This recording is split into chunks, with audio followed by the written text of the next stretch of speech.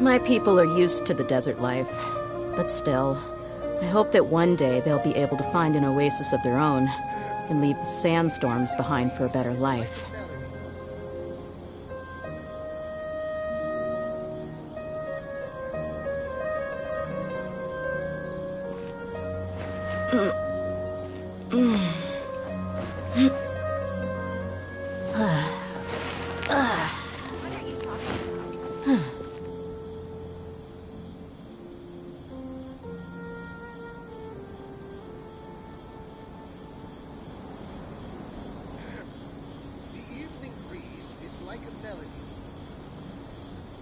The desert's a tough adversary, but at least it doesn't hide anything. What you see is what you get, and whether you take on the challenge is entirely up to you.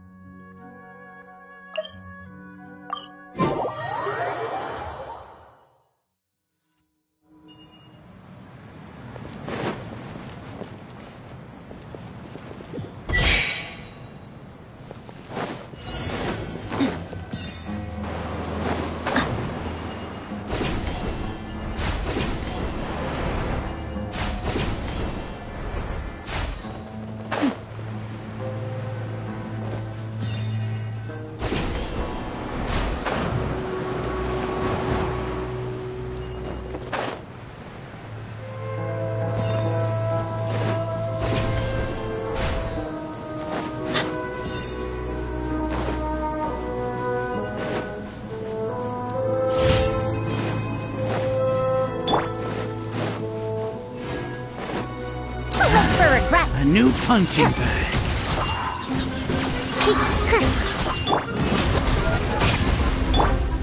Dare to mess with me? Need more training.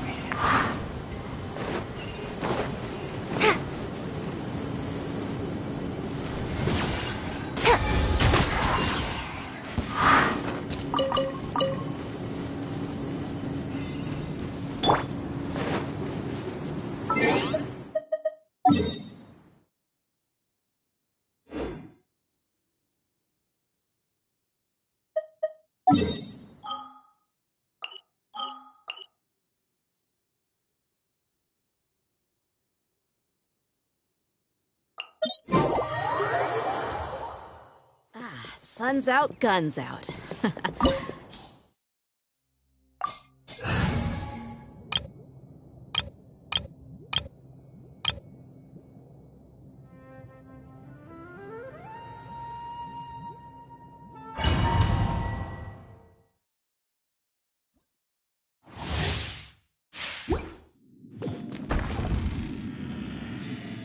Our bond is strong!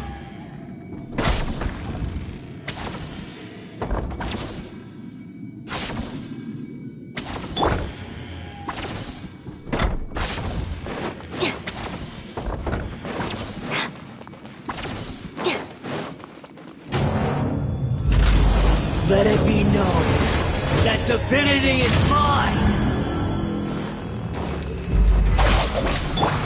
Don't be scared. Terrorist! Busted. Gotcha. Game's up.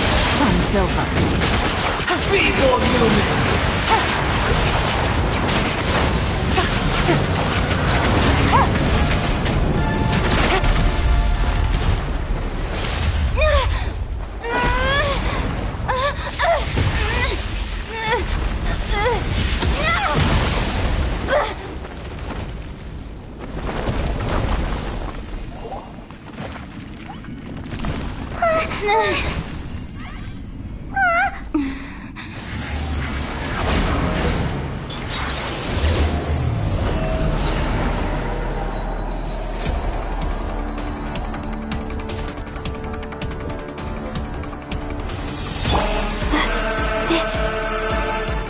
1,000 eons, mine to dominate. Get with me! Burn to oblivion!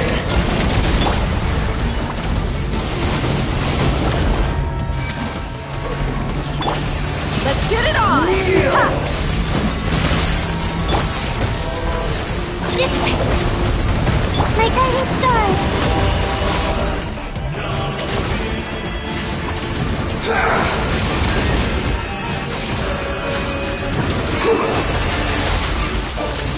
Not now!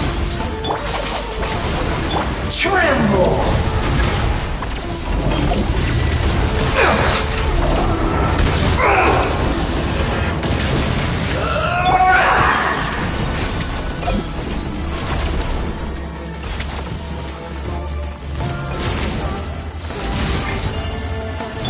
Stand with me! Oh, Reality is pain! Quietly now.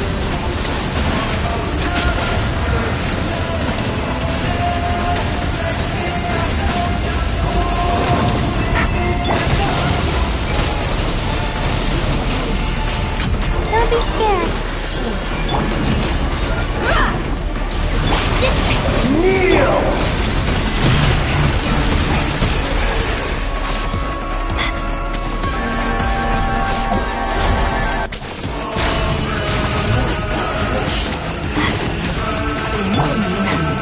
Good riddance, cruel world.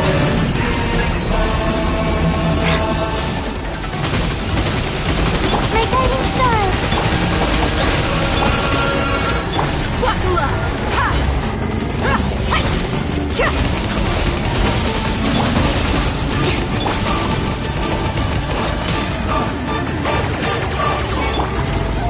Ha. Ha.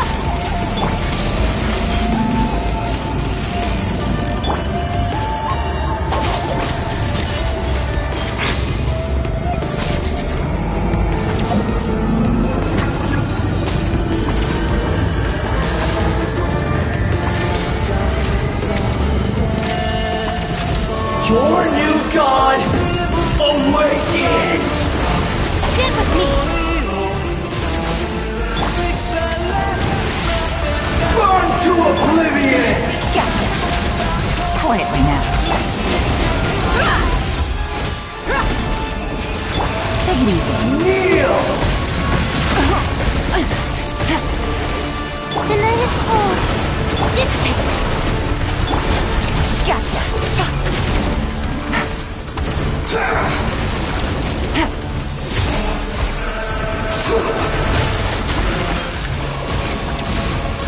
My guiding stars. Go. Mine's get with me.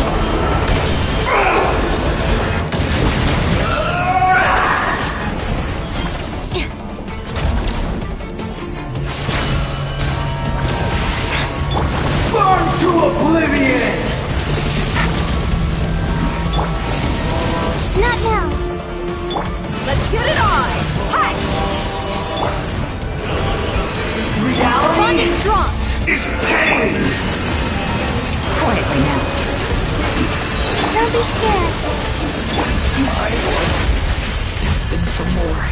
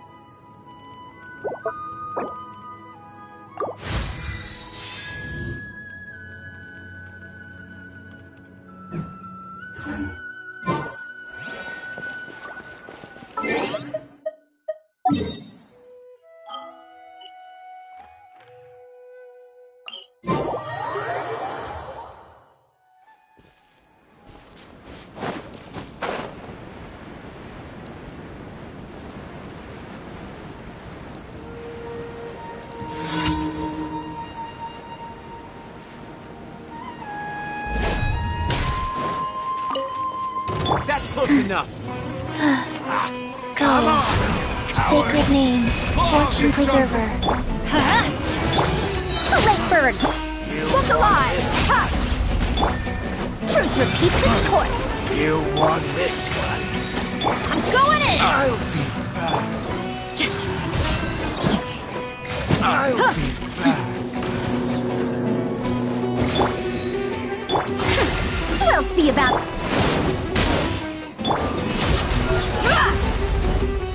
You asked for it. Take that!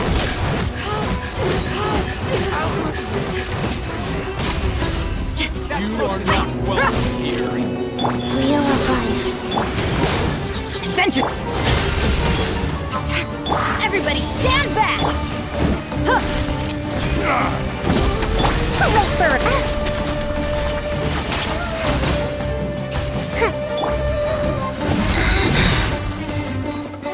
Off we go. Let's light it up. Buckle up. Ha!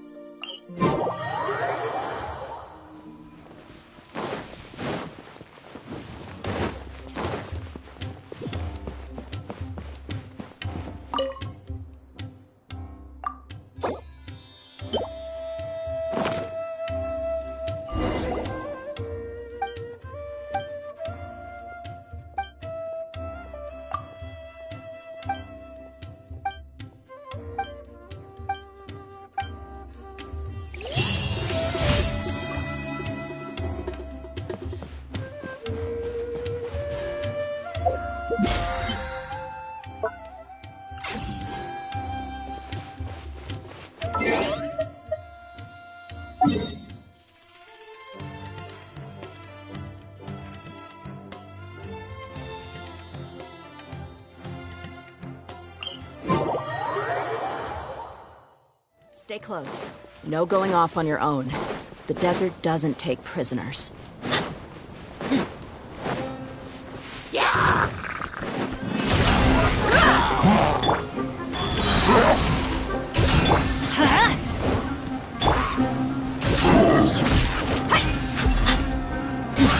Dare to mess with me?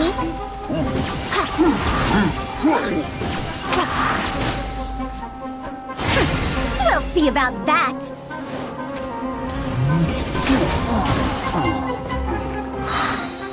Dare to mess with me?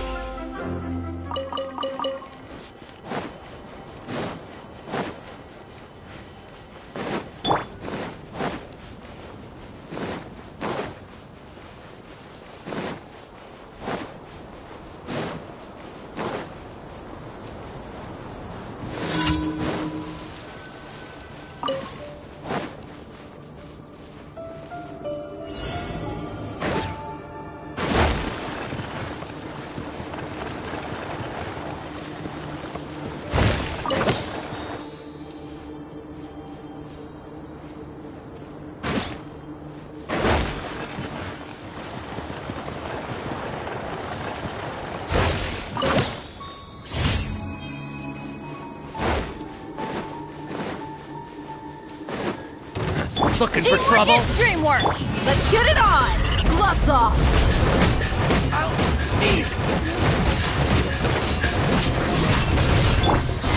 Have fun with this gift! Life goes on, opening box of adept tricks. Let's light it up! Meet again.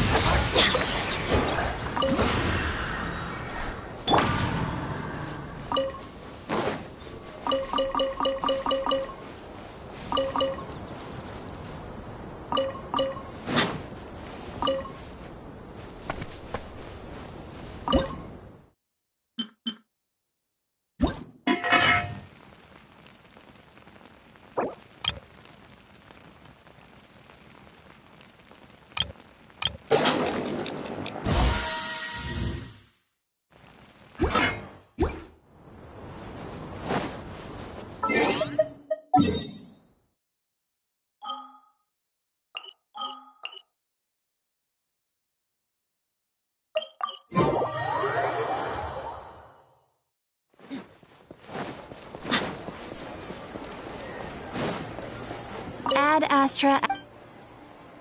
Thank you for Ad Astra.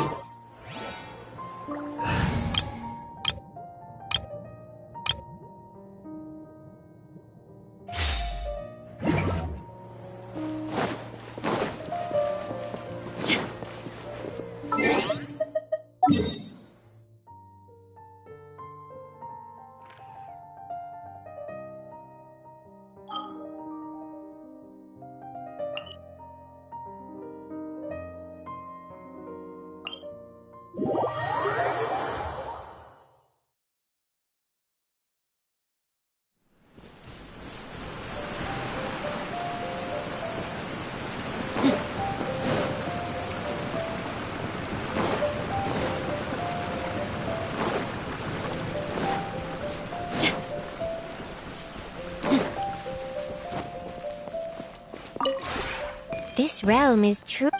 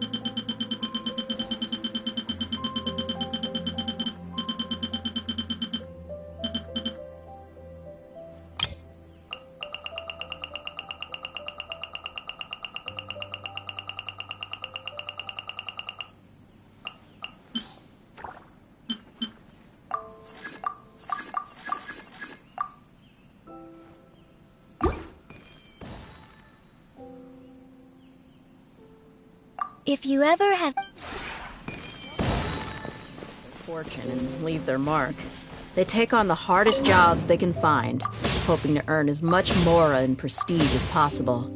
Some are lucky enough to survive and become legends, while others disappear into the desert before anyone's learned their name. I don't have any grand aspirations, though. I just want to keep the people I care about safe, so they can live their lives in peace. Of course, I won't complain if I can make some extra mora along the way.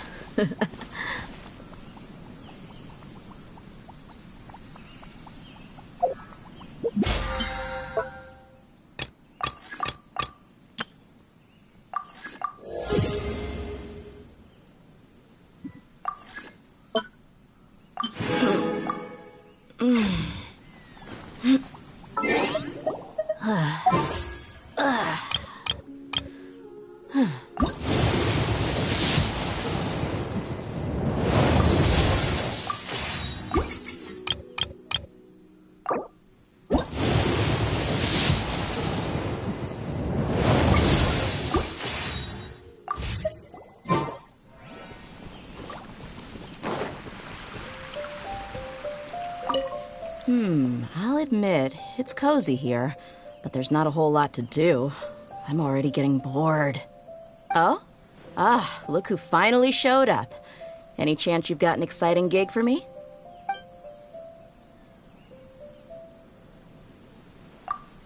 You look like you're raring to go. Not surprising, given how comfy this place is. I slept like a log last night. I usually get woken up by random loud noises, so it was a surprise to wake up naturally this morning. To be honest, it's quite an unfamiliar experience. I'll admit, it's cozy here, but there's not a whole lot to... Oh? Ah. Gladly. Beats standing here twiddling my thumbs. Hey, do you know about the saltwater lakes in the desert? Not exactly. Siltwater lakes usually appear farther inside the desert. According to some very tall tales, they're believed to be Al-Ahmar's blessings. Legend has it that when his followers got lost in the desert, Al-Ahmar would command the underground rivers to rise to the surface, forming lakes for the trapped to quench their thirst. But it's just an urban legend. The water in siltwater lakes does originate from groundwater, but it's too bitter to be used for drinking. Besides, these lakes only exist for a short time before they're buried by sand, so you can't use them as landmarks. I heard that the Adventurers Guild did once receive a commission related to siltwater lakes. As for what the commission was about, I guess some outlanders who were visiting Sumeru wanted to visit the desert and see these lakes for themselves. So they hired a group of experienced guild adventurers to escort them through the desert. After that, well, some say the Adventurers Guild has never accepted similar commissions ever since.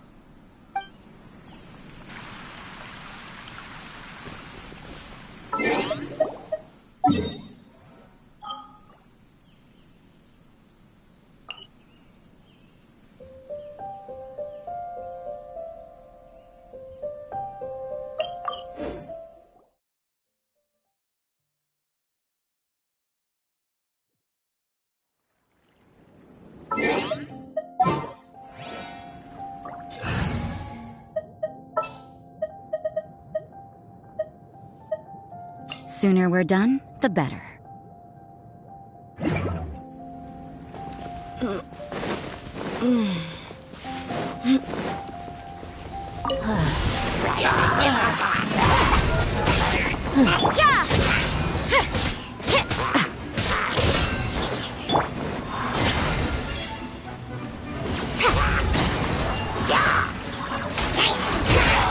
You can't run!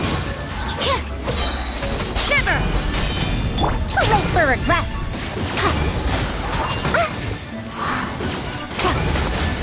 Dare to mess with me? Let's get it on! Hi!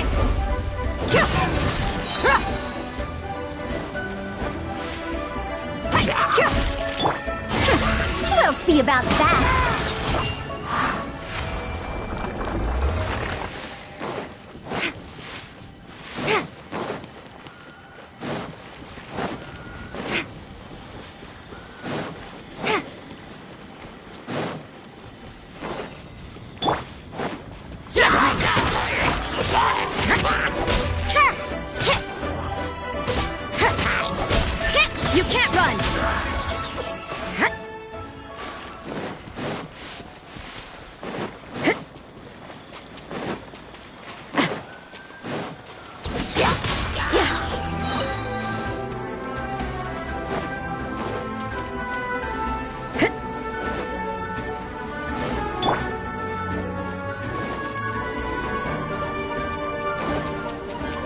Adventure time!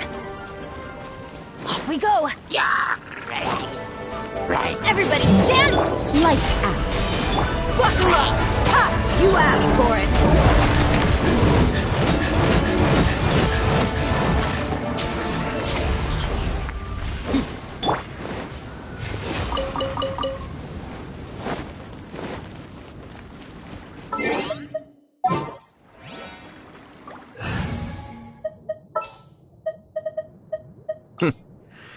Well...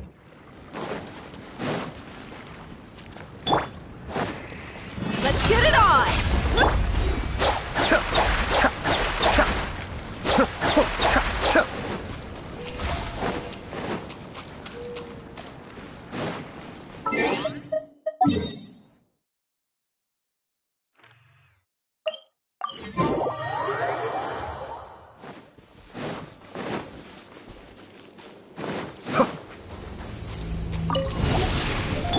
Buckle up! Huh? Dare to mess with me?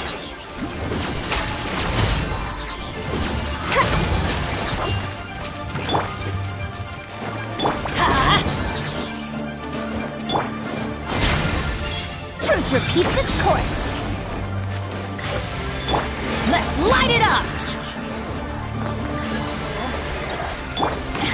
Let's get it on! Let me amuse Kamisato myself. Arc. Suiyu! Gloves off!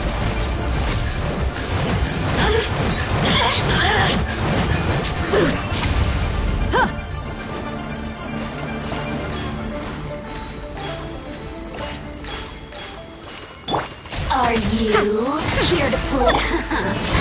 Let me amuse myself a little. Teamwork is dreamwork! The more, the merrier.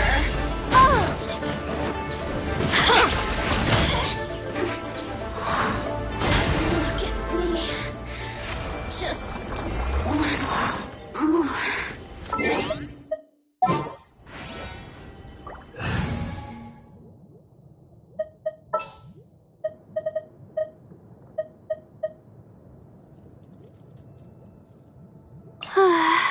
My mind is completely blank. I need to get out and unwind. Understood. I just have to stand here, right?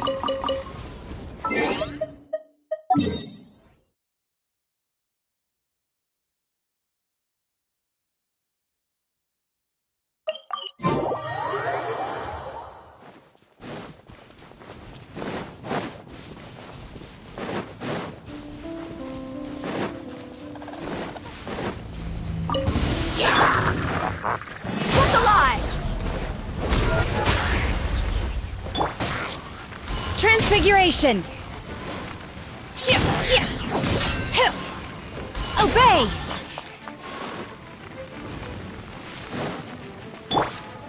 Too late for regrets.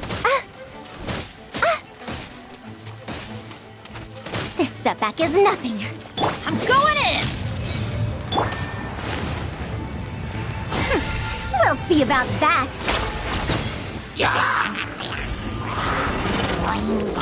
Take your true form! Buckle up! Ha! You're dead meat!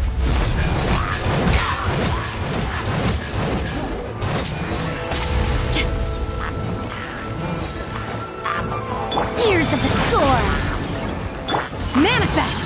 Obey! Cryo incarnate!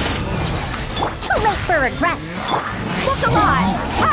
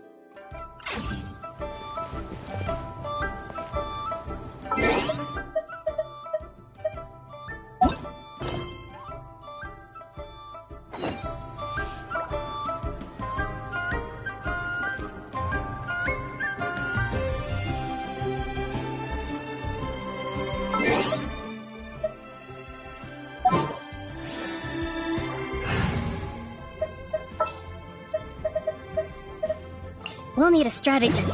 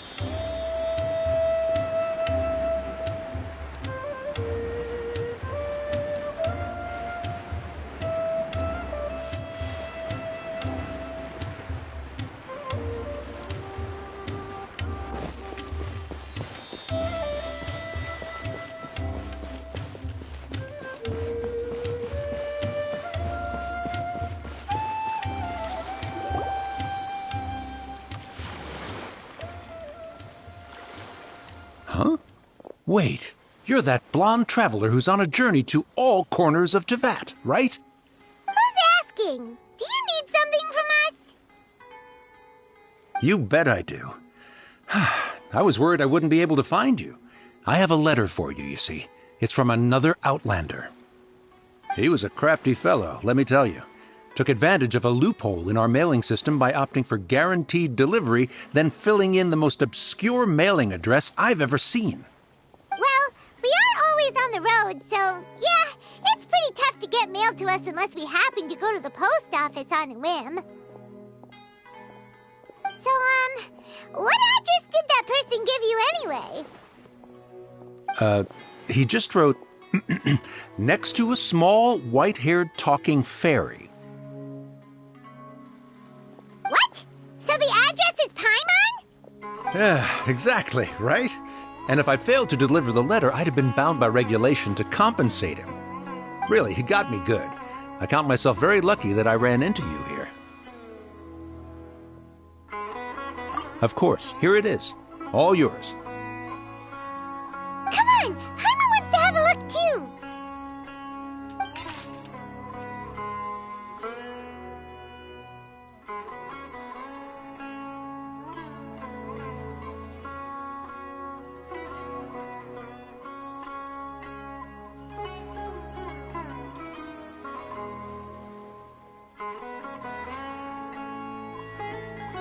Kaya, huh?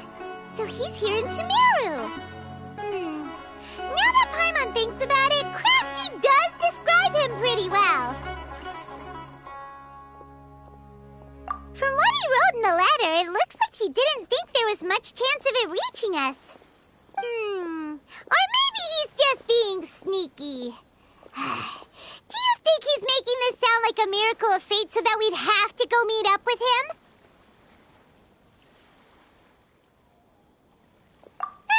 Yeah, you're right. It's always nice to see old friends.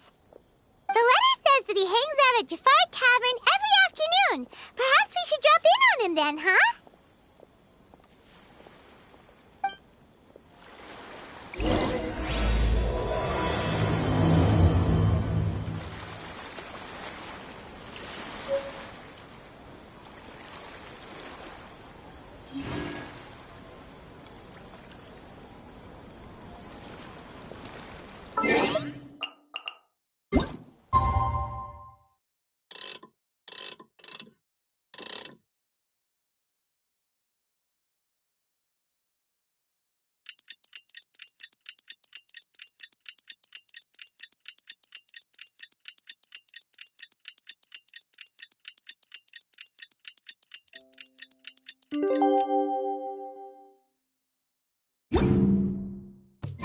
Kaya should be at Jafar Tavern right now. Let's go see him.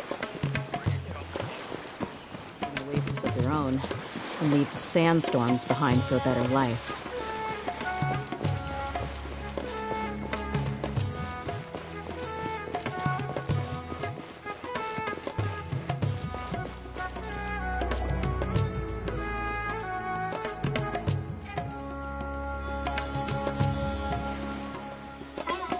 I'll have something I haven't tried yet, boss.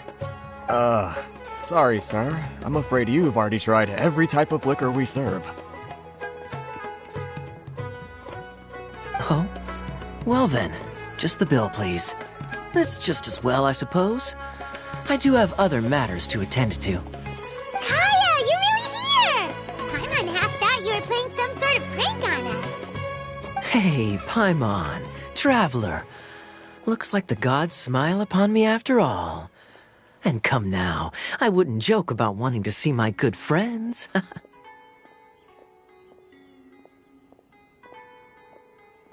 a second. You must be here on official business, right? What do you think you're doing spending every afternoon drinking at the tavern? You itching for a lecture from Jean? Not at all. The acting Grand Master positively terrifies me. Why would I ever do anything that might displease her? The truth is, I'm in Sumeru to learn about the alcohol industry here. So despite how it might look, I'm actually at Jafar Tavern for strictly business purposes. Sumeru spices are famous the world over, and it's long been rumored that this fine establishment was where a certain very popular spiced cocktail was invented. That's why the Knights sent me, their foremost expert in alcoholic beverages, to come and see if it is as good as the rumors say. And how did that go? So far, so good. I'm already in talks with some spice merchants in Port Ormos about some potential collaboration. Yeah, that does sound like a great business opportunity. Guess Don Winery and Master D-Luke are gonna make a tidy sum from this one too, huh? Well, let's not get ahead of ourselves. Whether this lucrative opportunity gets passed along to Don Winery or not depends on how nice I'm feeling. Hey! Using your job to settle personal grievances isn't very knightly, Captain! Oh? What makes you say that?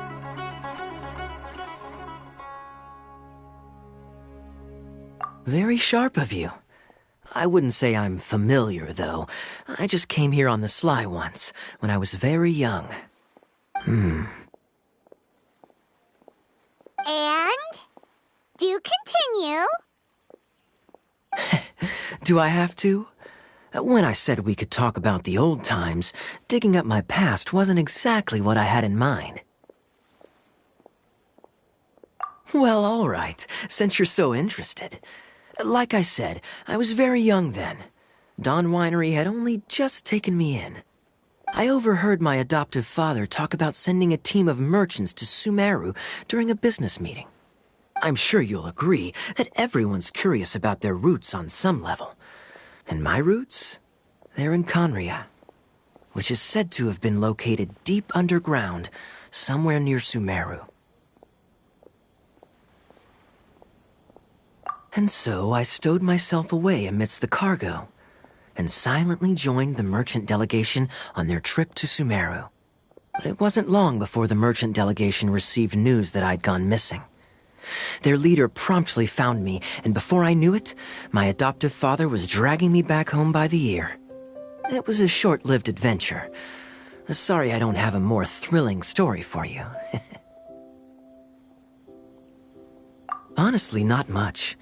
The only reason I knew that Conria was near Sumeru is because I happened to read that in a book when I was young. My life had less and less to do with Conria as I grew up, and so I started caring less as well. I used to believe that I had inherited some sort of duty from my father. But then I began to wonder. Maybe my father left me in the peaceful land of Mondstadt for no other reason than simply to give me a happier life. A happy life sounds good to me, of course, even if it means being cut off from certain things. This is obviously all speculation. Simply put, I'm afraid that I'm not particularly in the know on this topic. These days, my surname, Alberich, is probably the only link to Conria that I have left. One death afternoon, please, boss.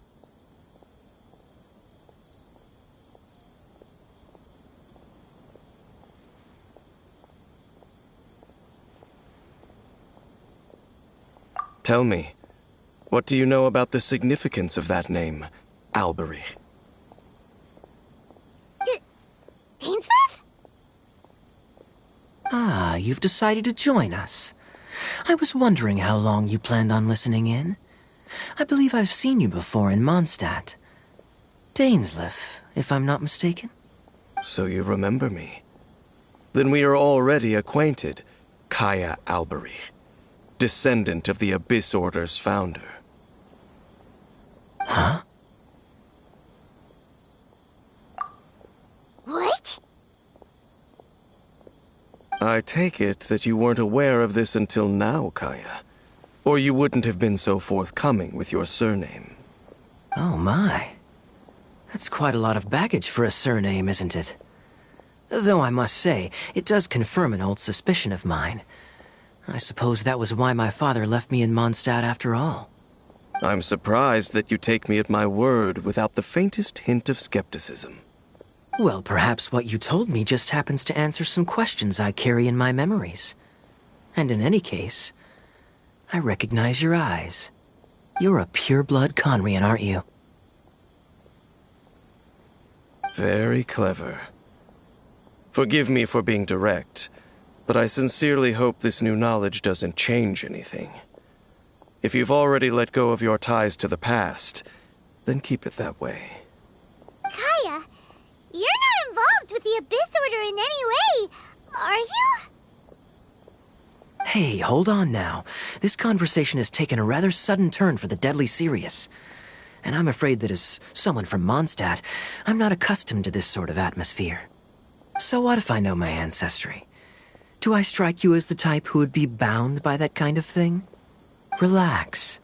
I'll be just as delighted to hunt down the Abyss Order tomorrow as I have always been. Either way, looks like we're out of time. I've got a spice merchant to meet in a minute, so I'll leave the three of you to carry on the conversation without me. Well, alright then. You go do your thing, Kaya. See you around.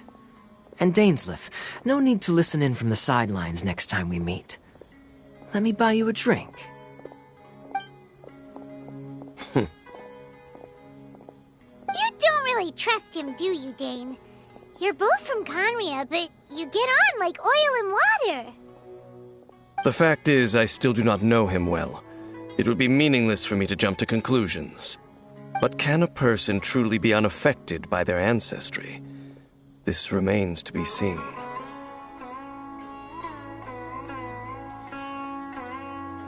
Well, I suspect that they call your brother their prince, precisely because there is a succession of sorts. Oh, so if he was the founder, he'd be the king, right? I mean to investigate the Loom of Fate.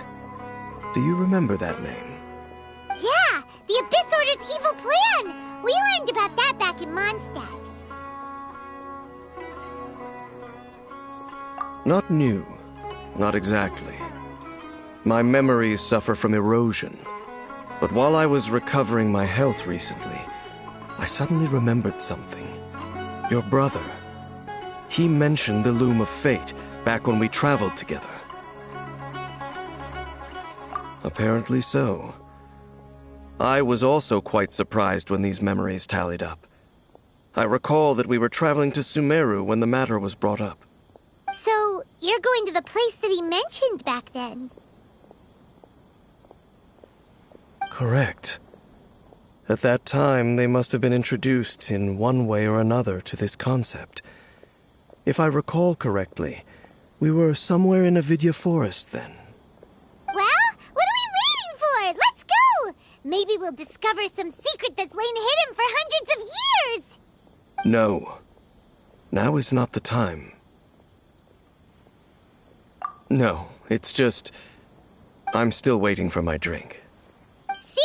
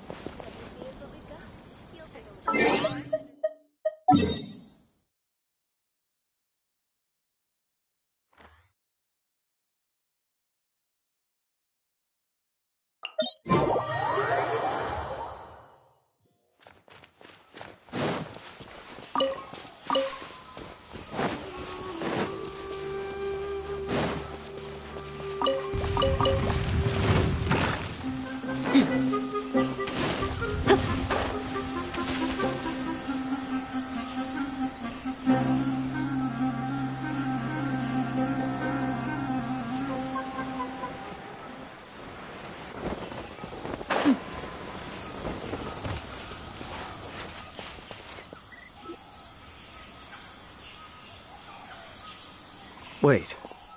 This place, it's familiar. What about it? It looks pretty normal to Paimon. Was it like this hundreds of years ago, too? Yes. The forest has barely changed from how I remember it. There is very little human activity here, after all. Let's search the area and see what we can find.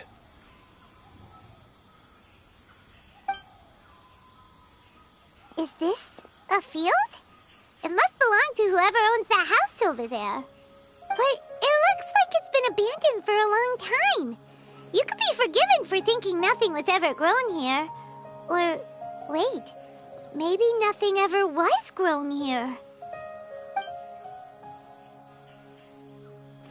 It's an extinguished bonfire. Forest rangers, perhaps? Looks like it's been ages since it was last lit. And clearly they put it out carefully to prevent a forest fire, too. That's responsible.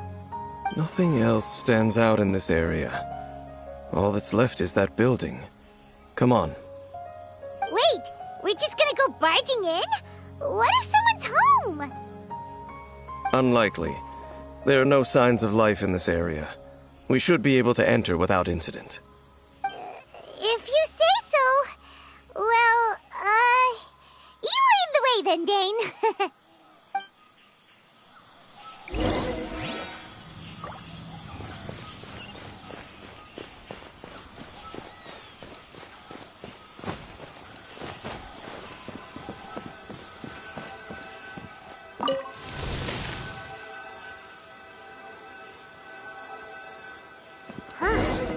So there really isn't anyone home. Ugh, this place is so dusty. Paimon bets no one's lived here in years. This bed looks pretty ordinary. Huh. There's nothing underneath it either. What sort of person would want to live here? It's so dark and damp. Can't be all that comfortable.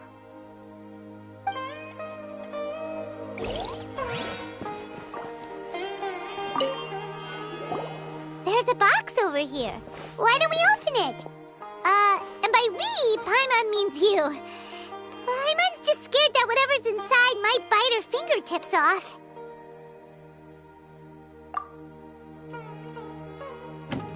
Huh? This is a mirror. It's broken, too. Was this a makeup box?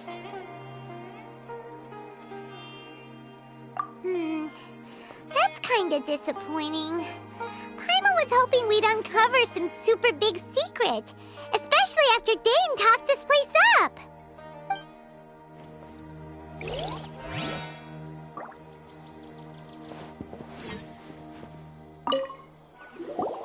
Hey, look! It's a bowl! Guess whoever used to live here liked to cook, huh? Can't you smell it? There's a heavy scent of medicinal herbs in here. Oh, so it's a medicine bowl? Seems you're right. You've got a good nose on you, Dane.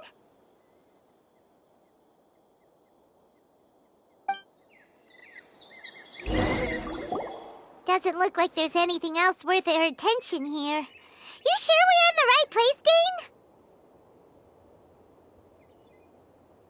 My memories are quite foggy, but my subconscious and instincts both assert that something once happened here.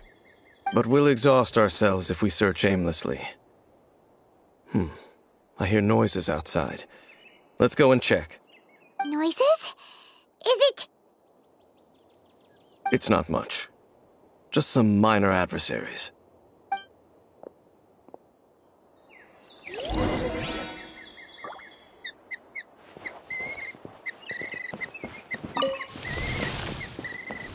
Monsters?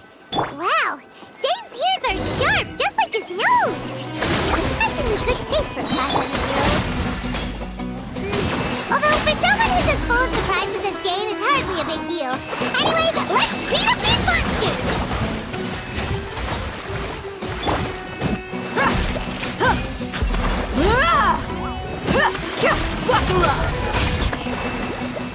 Hold the line.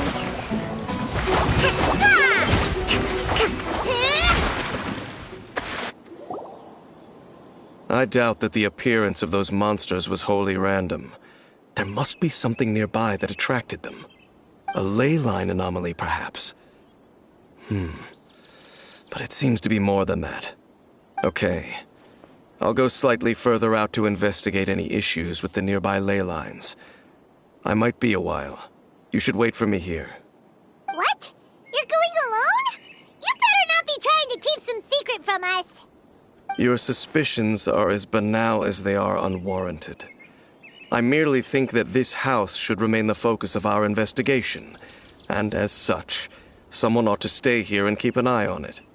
Not to mention that if even forest rangers are capable of investigating ley lines, I will be more than able to handle it alone. Fair enough. Guess we'll just camp out here then. Good thing there's a fireplace over there. Let's make ourselves something to eat. All this running around has made Paimon real hungry.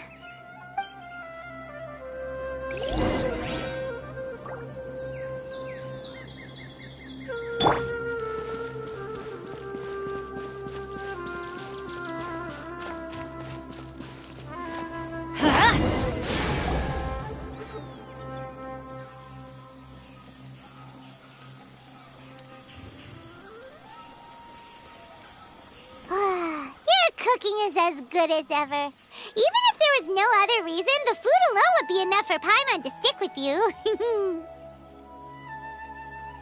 Changing the subject, Dane's taking forever. He said that there might be an issue with the nearby ley lines. How bad do you think it could be? We came together, but now it's back to just being the two of us again. You know, now that Paimon mentions it, we really have spent lots and lots of time together, haven't we? So, don't take this the wrong way or anything, but, do you ever get tired of Paimon being around? Oh, you stop it! Now you're embarrassing Paimon. So, next question. Don't know if it's okay to ask this, but Paimon's curious. What was it like traveling with your brother?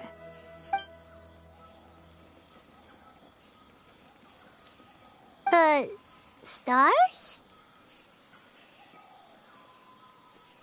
Wow.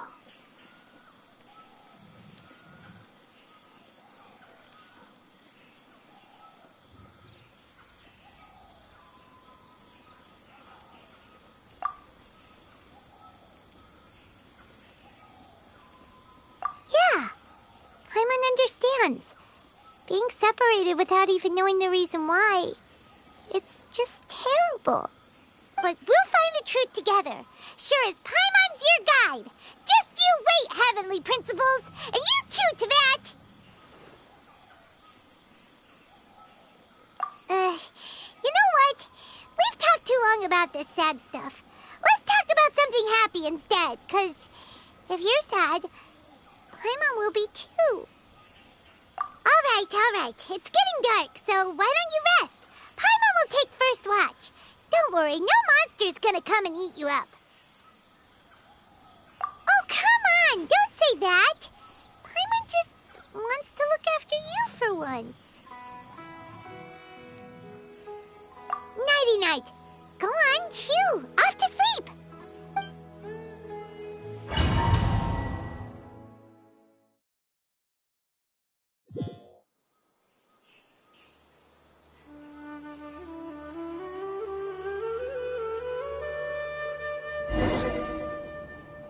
Hey, time to wake up. The sun has risen.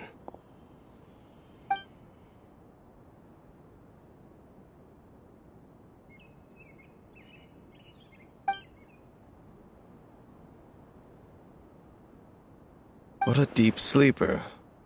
You do know that we need to... Tear stains. You dreamed of your sibling last night, didn't you? All right. Rest here a bit longer then. I'll head into the forest to investigate.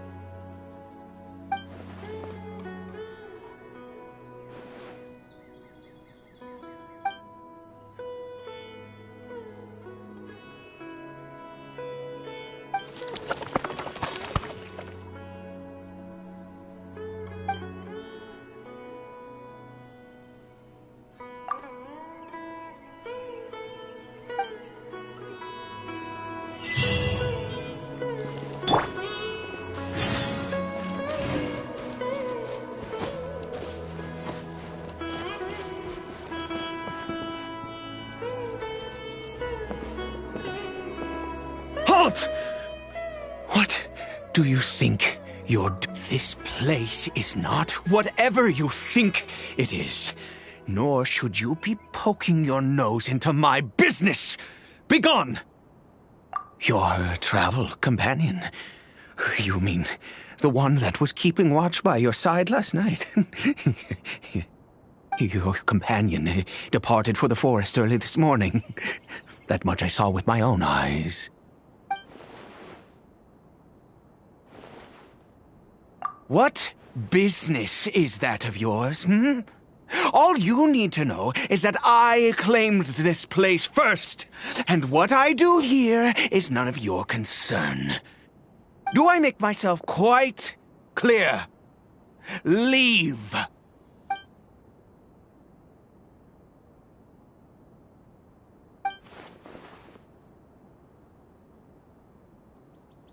Well?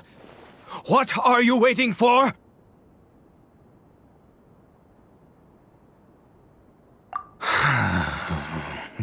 If you must, suit yourself.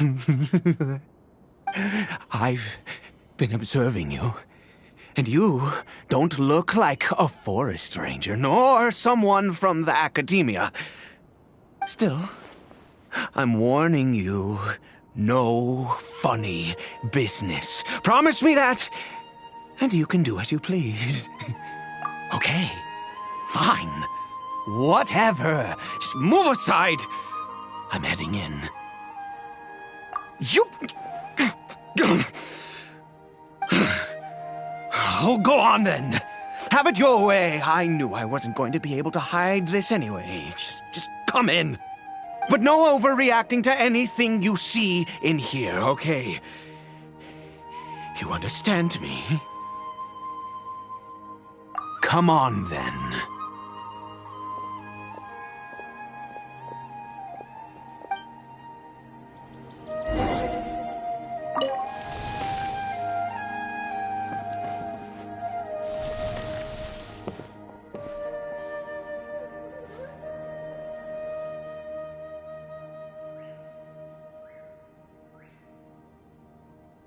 Mind your own business. And don't worry, he isn't aggressive. How could he be? He was too young for anything like that. So don't you lay a finger on him. Just find yourself a corner to rest if you're tired or cold. Huh? You know Conria? Who are you? Exactly. And how do you know I'm from Conria?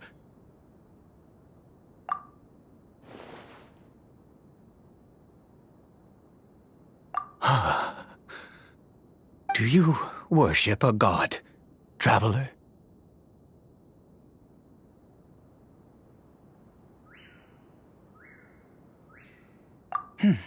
Sounds like you've had an eventful life. All right, well, my name is Ida, and you are correct. I was once Conrian. Oh, I apologize for my earlier hostility, but you must understand, as far as I'm concerned, humans who do not worship the Seven are nigh extinct. And all who place faith in the gods are my enemies. That may be. But the fact is that chances to talk to people like yourself have been few and far between since the cataclysm. This wretched curse of immortality. Who knows how long I must continue to suffer like this? The curse. It was a little gift given to the people of Conria by those vile gods. We lost our home, our loved ones, everything. The agony of the cataclysm itself was already too much to bear, but then came the curse, robbing us any chance of release. All we can do is watch helplessly as our souls erode and our bodies decay.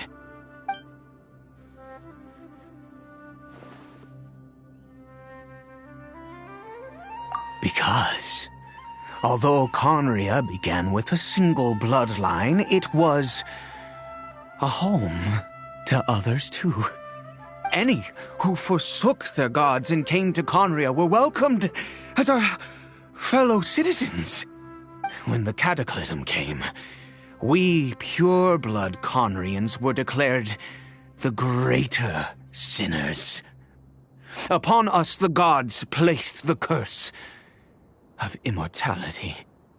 But those whose ancestry belonged to the domains of other gods were punished with the curse of the wilderness as they fled, turning them into monsters. He is Caribert, my illegitimate son. How times have changed. I can say that out loud with no consequence now, but it was once a matter of unspeakable shame. I was a noble of Conria. I resented the life that my family had arranged for me. And then, one day, I met a beautiful woman amongst the people. Her roots were in Mondstadt, but that mattered not to me. It was love at first sight. Caribert faced great hardship from the very moment of his birth, all due to my selfish desires, and I was never able to be there by his side for any of it. After all that, he turned into a hilly troll right before my very eyes. I always owed him much, and now at least I can finally be close to him.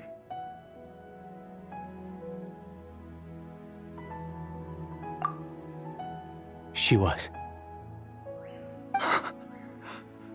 We were separated. I do not wish to dwell on it. It could be worse.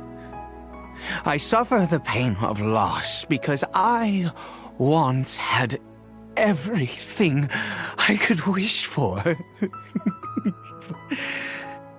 And now that I have lost almost everything, the little that remains I see with new clarity. If nothing else, at least I still have Caribert.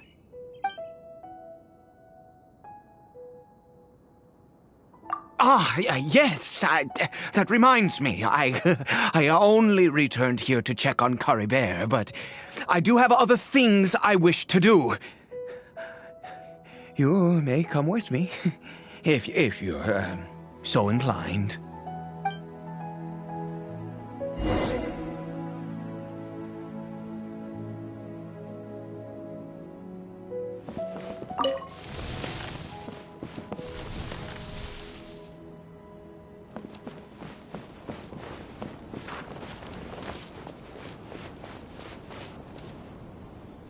Over here.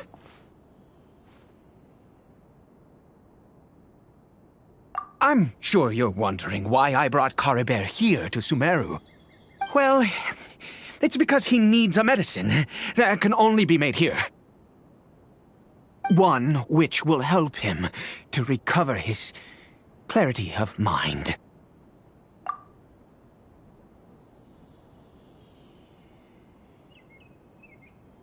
I do not hope to break the curse. I am well aware of my powerlessness against the punishment of the gods. But it is said that this medicine is imbued with the power of Sumeru's god of wisdom and can awaken the mind from a state of deep stupor. It has been used in the past to treat cases of mania. I believe that it might just work. I read about it in a book. from the Royal Library of Conria. It was banned. I mean, since this medicine requires the power of the seven to work.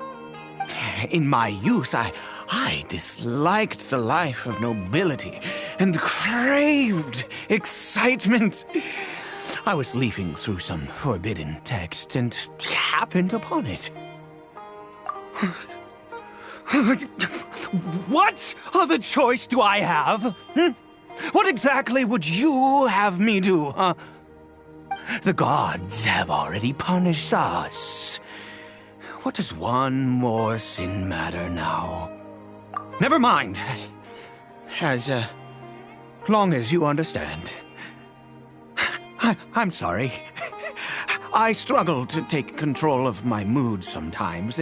Perhaps a consequence of having lived too long. As it happens, I am in dire need of some help to make this medicine. My hands don't have the dexterity they once did. I fear they may be decaying from within. All thanks to this curse of immortality. Okay. To start with, take this ingredient.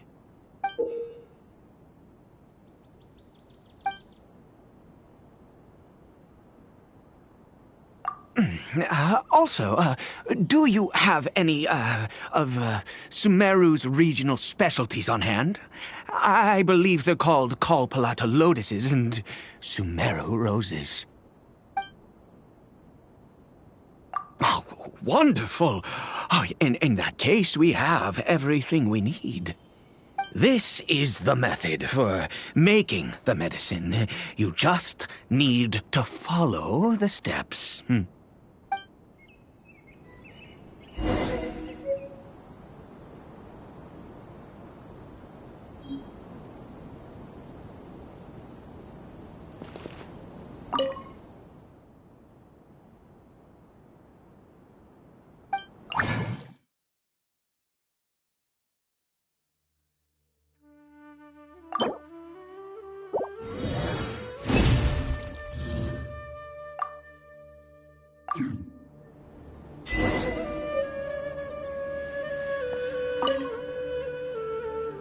Is it done? Oh, splendid. Let me see.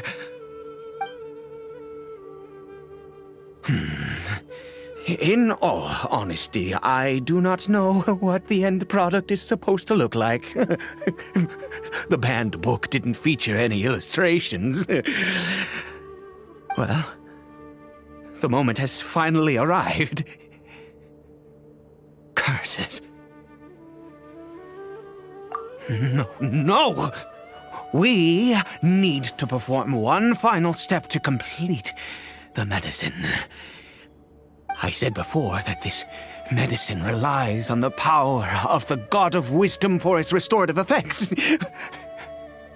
Which means we must pay a visit to a statue of the Seven.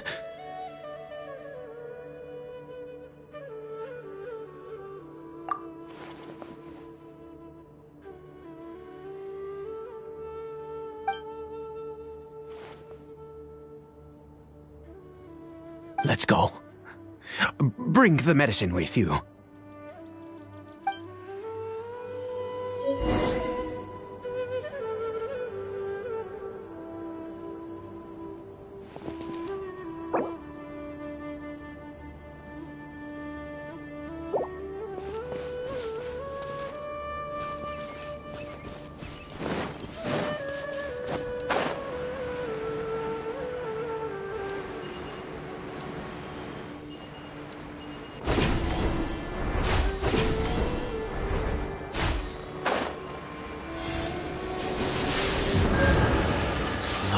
This statue. How can I bow before this thing? God of Wisdom! Look at me!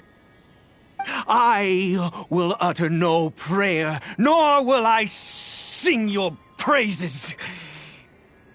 You and your kind destroyed my home, wrought unfathomable suffering on my compatriots, here I stand before you.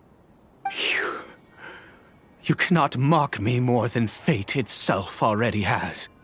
God of wisdom, I seek not to disavow myself of the sinful blood that flows through my veins. I wish only to beseech you to have pity upon a young and unfortunate soul, my son, Caribert.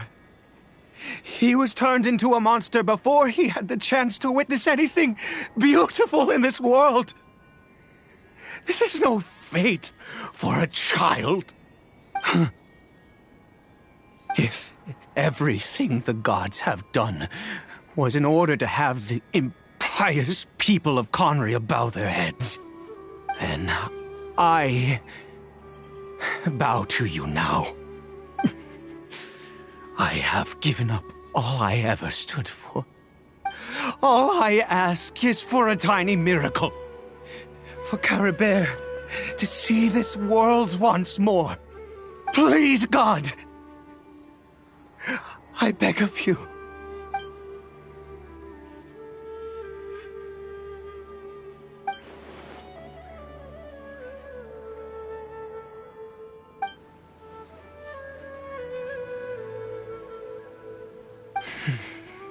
I have made quite enough of a fool of myself for one day. Let's go.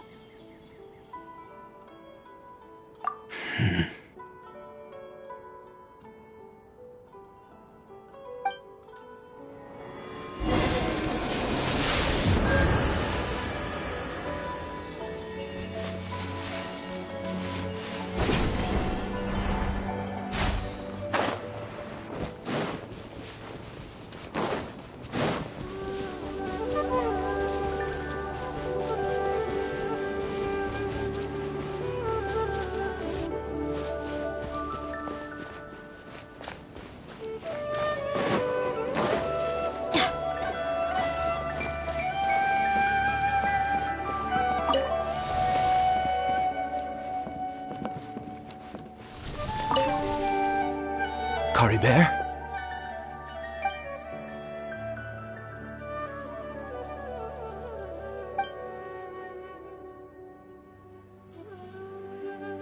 Well, we've prepared the medicine. We might as well try it.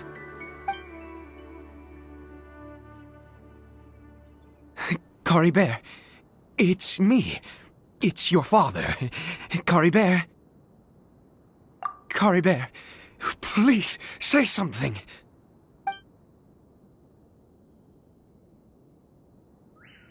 I'm sorry I couldn't be at your side when you were born. And that I failed to reach you and Mama in time when you both were suffering. But I'm here now. Papa's been by your side all these years. I've never left you, not once. Are you still angry with me, Caribert? I know you're awake now. Do you not want to talk to me? I'm so sorry, Caribert. Forgive me. Please, say something, anything. Please. Please. Oh, gods above! What more do you want from me? You took everything from here, and I still bowed to you. I'd give you my very life if only you cared to take it. But you won't even let me die. I knew it. I should never have trusted anything that had to do with the gods. I was just deluding myself. The gods of this world have never stood with humanity, not even for a moment. Other reasons. What do you mean? Huh? You really think so? Give up? No, never. And yes, you're right. I cannot let myself wallow in despair. Even if I must stay here with him for 50 years, 100, What difference does it make? I do not lack for time.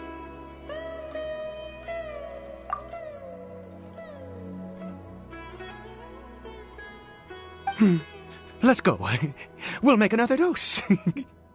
The most crucial ingredient in this medicine is the unusual mushroom, which makes things complicated, but not impossible.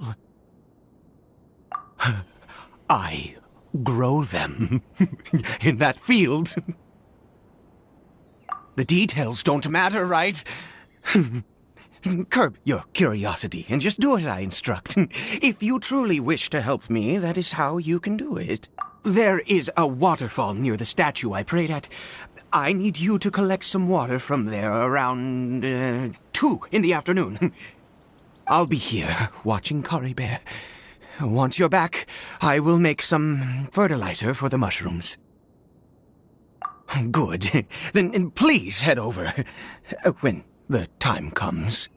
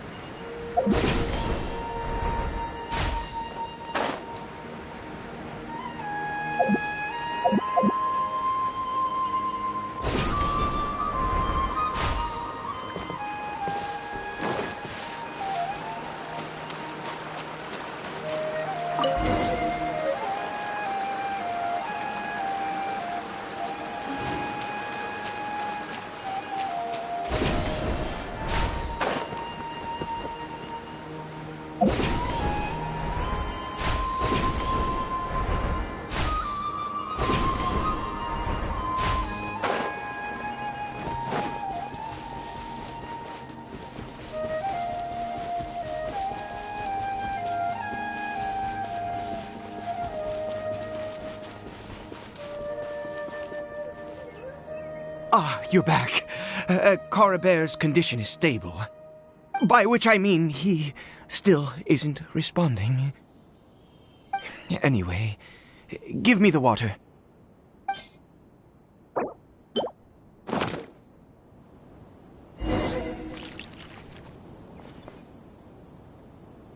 I need you to stand guard here for a while. Whatever you do, don't let any forest rangers approach the house.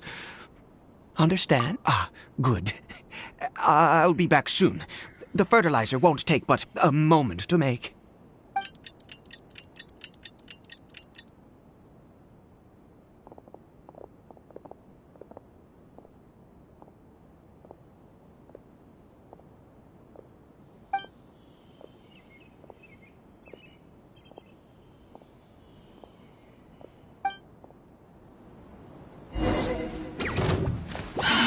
Dare to mess with me?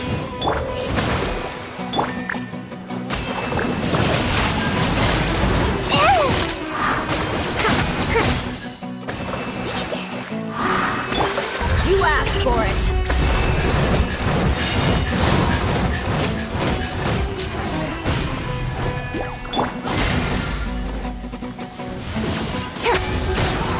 Allow me! Too late for regrets.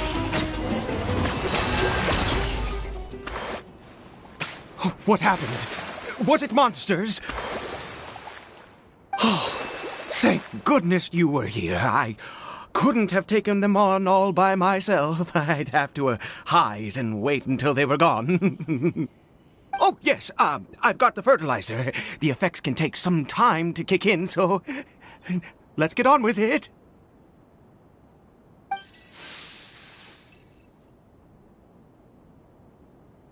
Next, we pick the mushrooms and repeat the same steps as before to make another dose. I trust you still remember the method.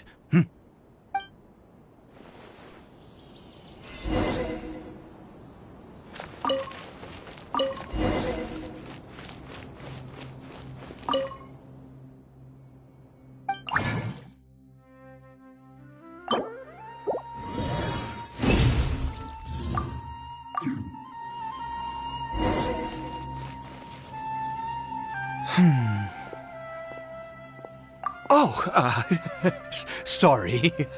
I just, after resting in this field for a while, my thoughts began to wander.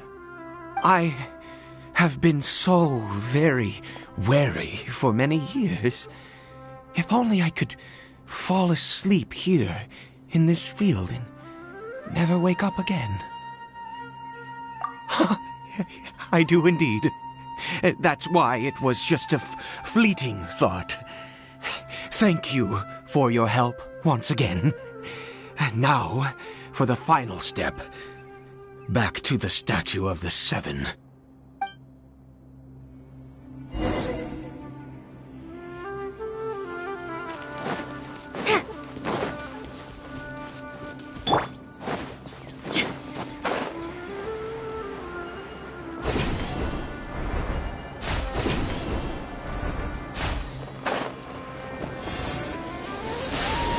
We're here. Let's begin.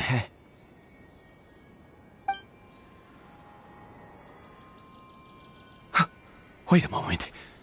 Hey, what was that? Cory Bear? Oh no, he must have left while we were too busy preparing the medicine to notice. Come on, we have to catch up with him.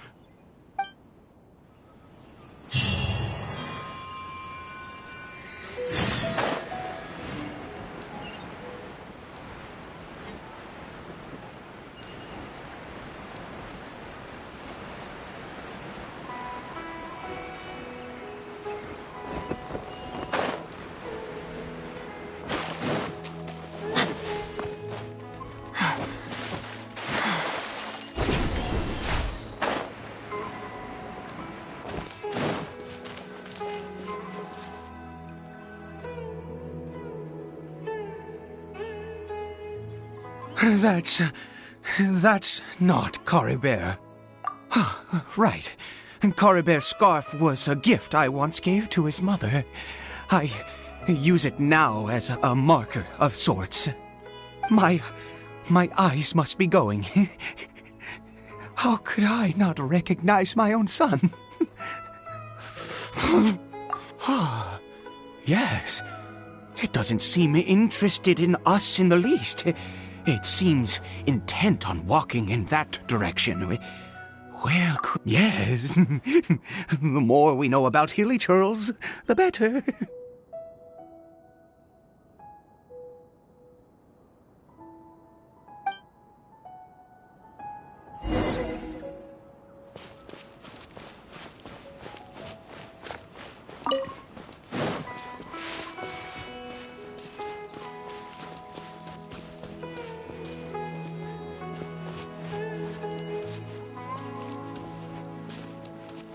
Did it go in here? Well, let's head in.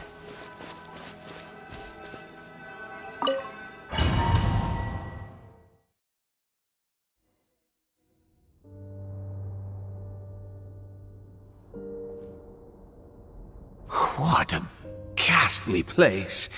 Has it always existed? I swear I've never noticed it before. Huh.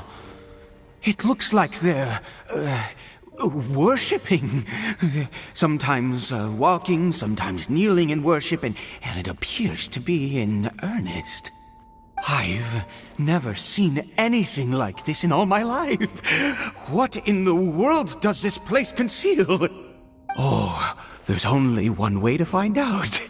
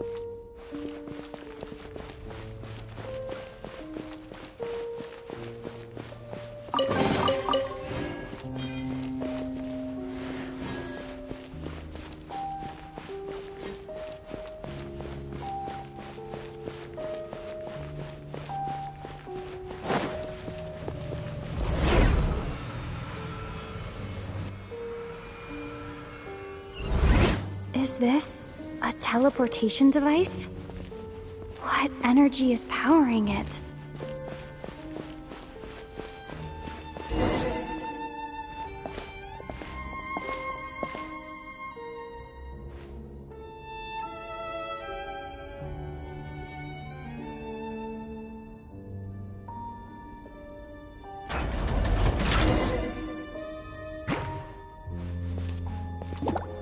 Let's get it on!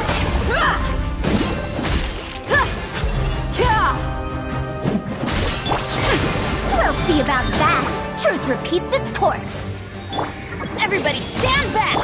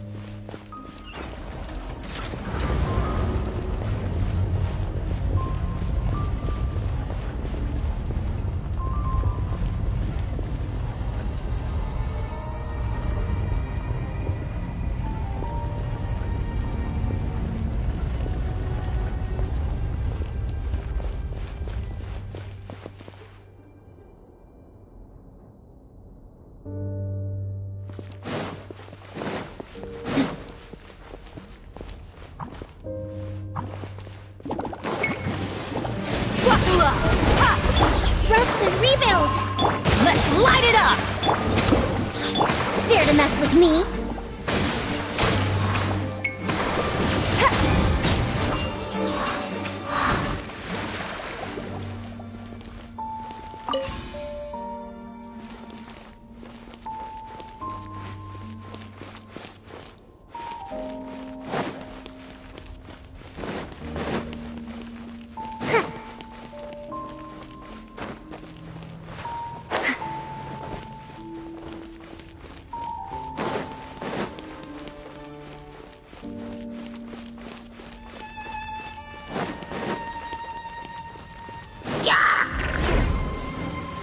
No sense of respect! How did I get on the ceiling? Did the room turn upside down, or gravity itself?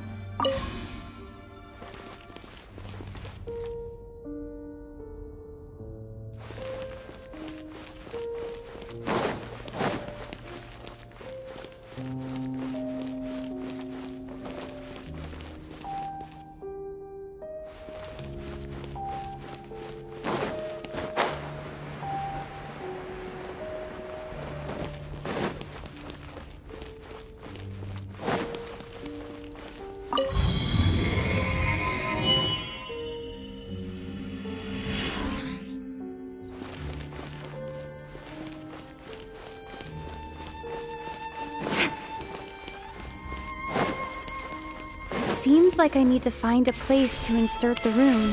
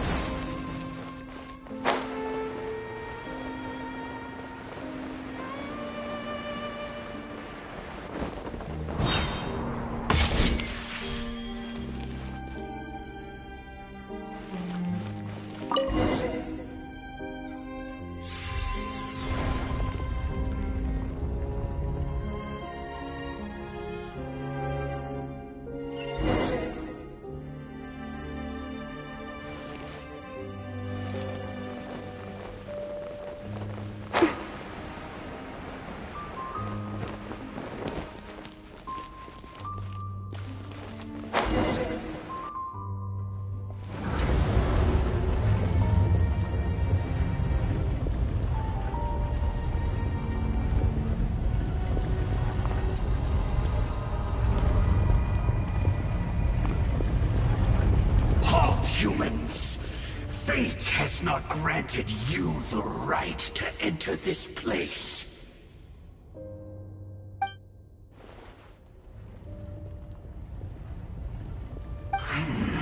Do you insist on an audience? Very well. Then I grant you the trial of destiny.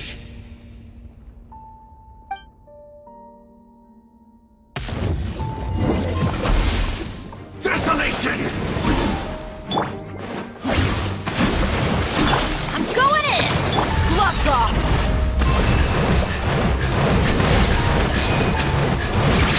Stone cold suffering! Look alive! Too late for regrets! Huh? Freeze and devour! Covenants of the Deep! Foolish mortal! Allow me!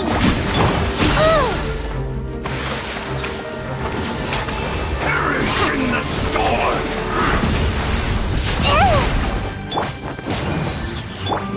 Desolation! Dare to mess with me? Let's light it up! Hold the line! Let the frost fight!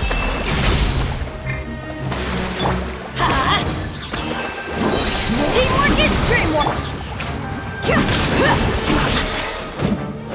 Buckle up!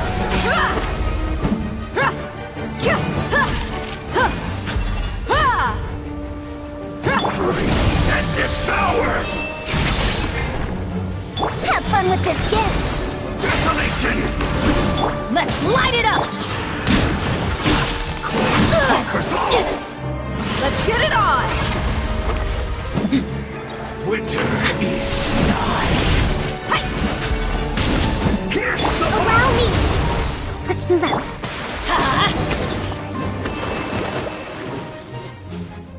Who was that? He was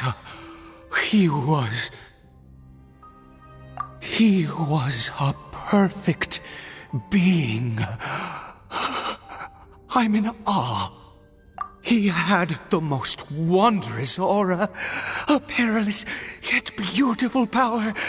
Oh, truly mesmerizing. And yet, you were able to defeat him. Oh, your strength is greater than I had imagined. Let's continue on. I find myself growing more curious by the second and more excited.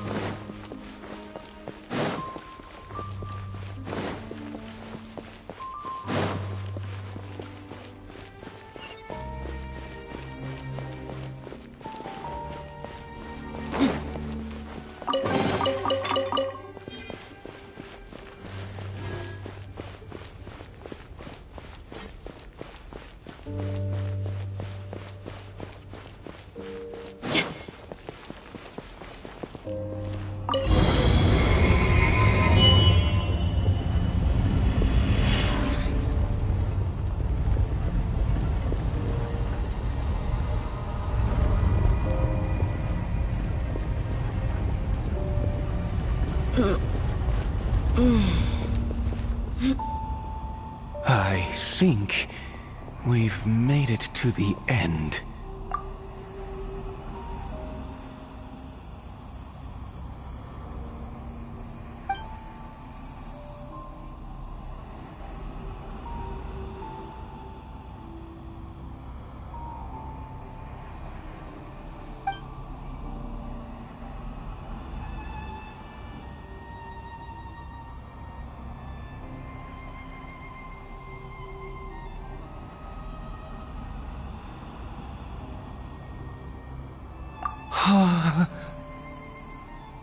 Oh, dear creature, why do you bow down? For fear of the unknown?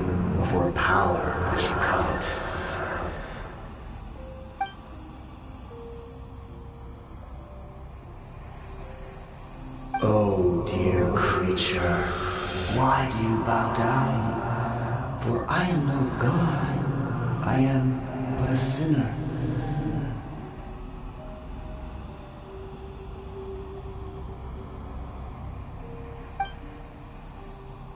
You are like a flower, born in sin, yet pure, spotless.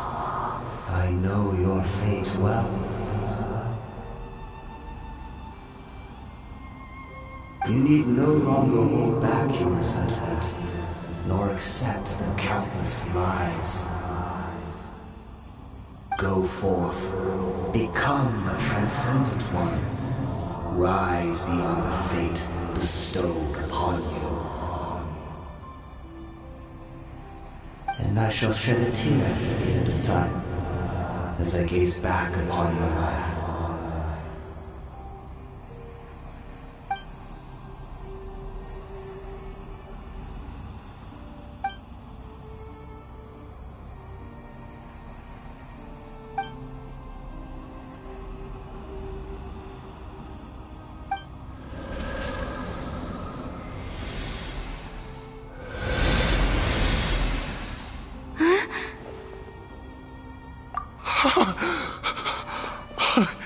What just happened?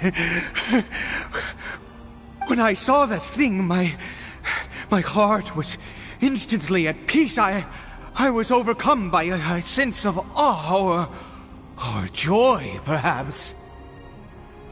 I feel good.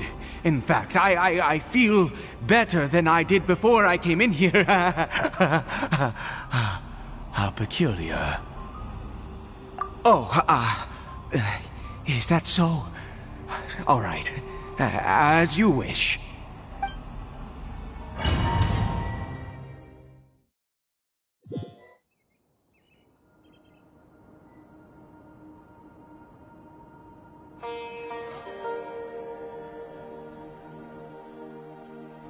Caribert! Oh, thank goodness! He's still okay. I have a strange feeling that what just happened was meant to be. For this to happen, right at the moment when I was dreading worshipping at a statue of the Seven, it's as if fate was calling to me. You say that I bowed before that thing, so perhaps it might be just as effective.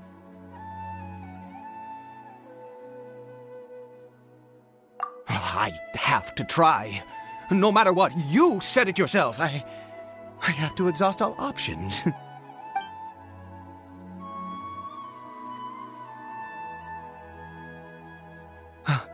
Caribert?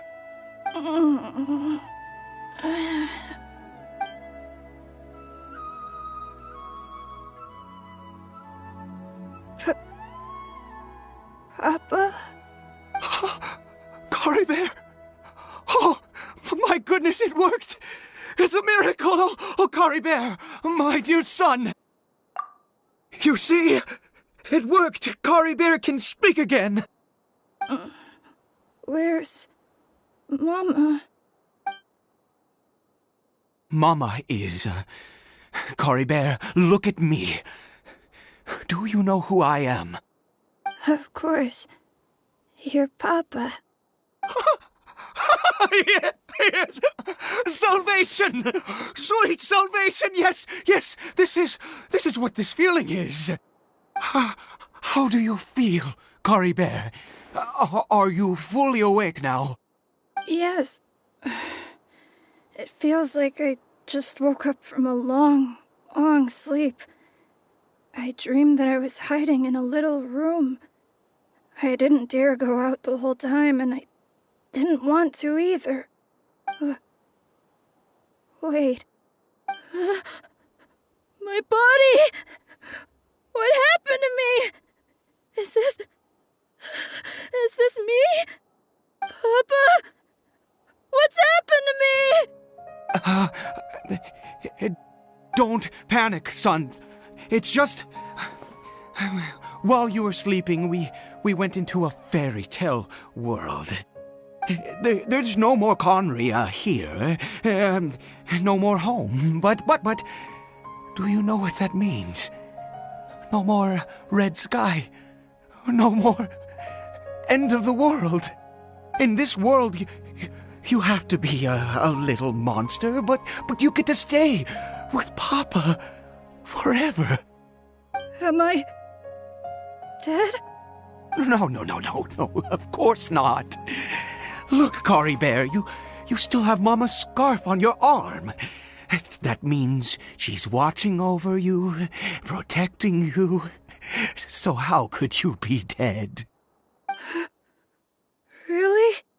Yes, really. You've only just woken up, and this must all be very confusing for you. Just rest here for now. Things will get better. Oh, and, you have to promise me something. Never take off your mask. Understand? Whatever happens, you mustn't take it off. Okay, Papa. I won't. I promise.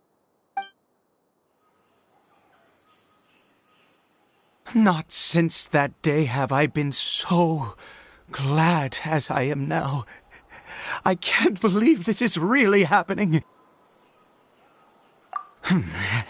I knew that placing my hope in the Seven was a waste of time. I even worshipped at one of their statues like a common fool. Never before have I humiliated myself like that. Once a murderer, always a murderer. I was naive to think that the gods who conspired against us would ever offer redemption. But the god we saw in that cave, now that was a truly mighty god. Nothing like one of the Seven. That wondrous power, it was truly enchanting. Surely that must have been the reason I bowed down. Now then, after one beseeches a god, and the god responds by answering their prayers, should they, do something to show their devotion? Piety is hardly my area of expertise. But surely I should honor the god that has honored my wishes. A sinner?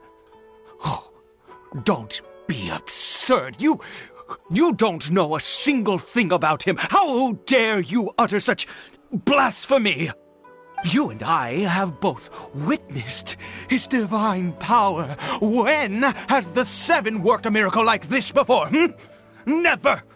He is a god, mightier than they, and yet you would call him a sinner. Oh, preposterous! No matter. Believe what you will. You cannot shake my faith. I am going to pay my respects with or without you.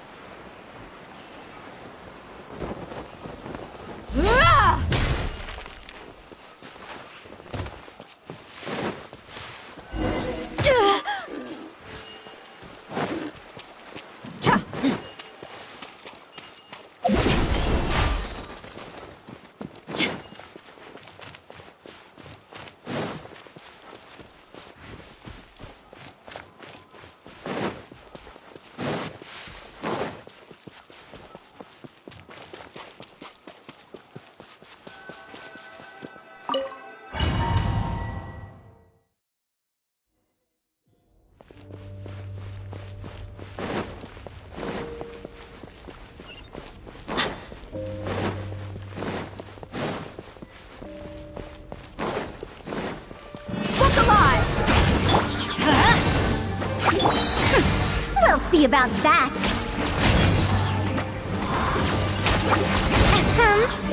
Too late for regrets. Oh! Everybody stand back! We'll see about that. Buckle up!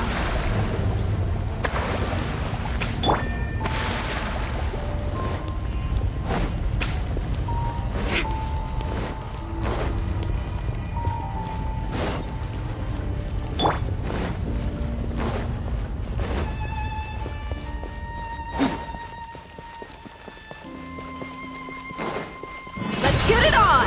Ha! You asked for it!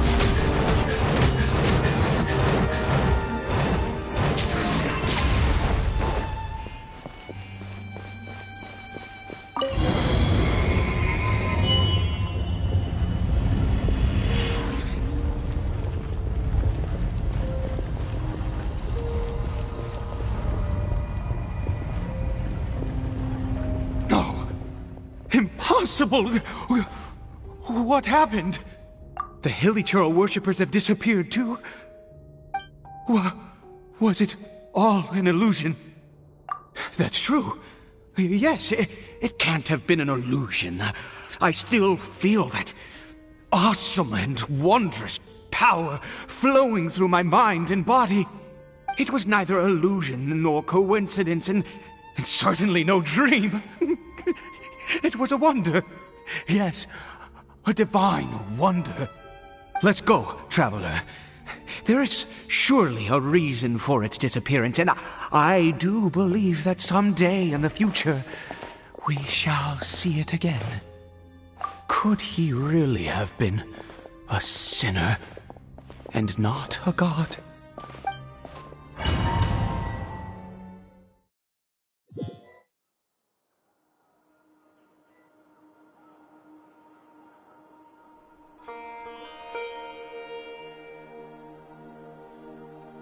Cory Bear? Where has he gone? Oh, no, no, no. Maybe someone else came by and found him? No, it can't have been that. There's no sign of a break-in and no sign of anyone having been here. This does not bode well. What if he's spotted by a forest ranger or an adventurer in his current state? Wait a minute. This isn't how we left it. Oh, no. Did he...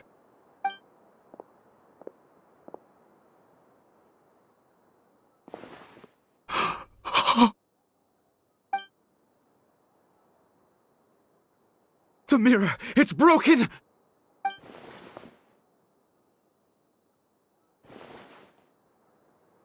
He must have taken his mask off and seen what he looks like beneath it.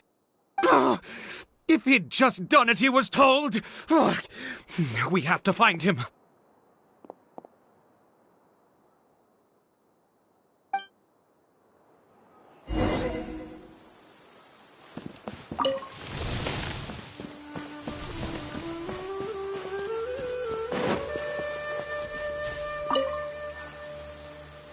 It's his scarf. He dropped it. Looks like we're going the right way. Come on.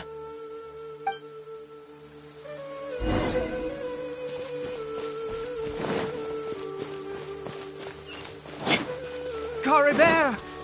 Cory Bear! Where are you?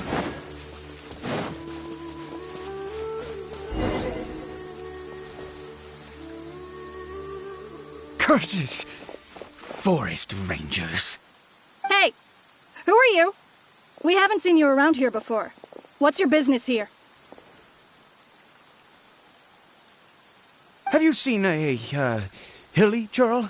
A hilly churl should have come past this way. Have you seen it?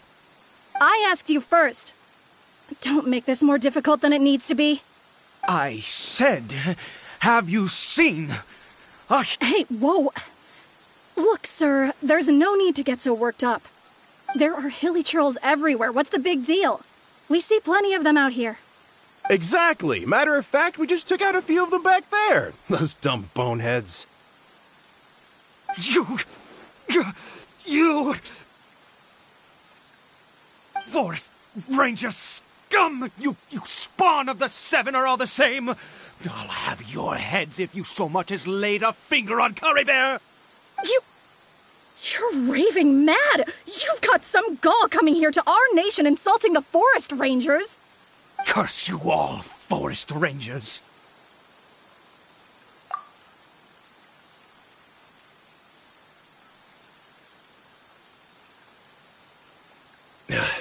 I don't get it. Why make such a huge fuss over a few hilly churls? Makes no sense.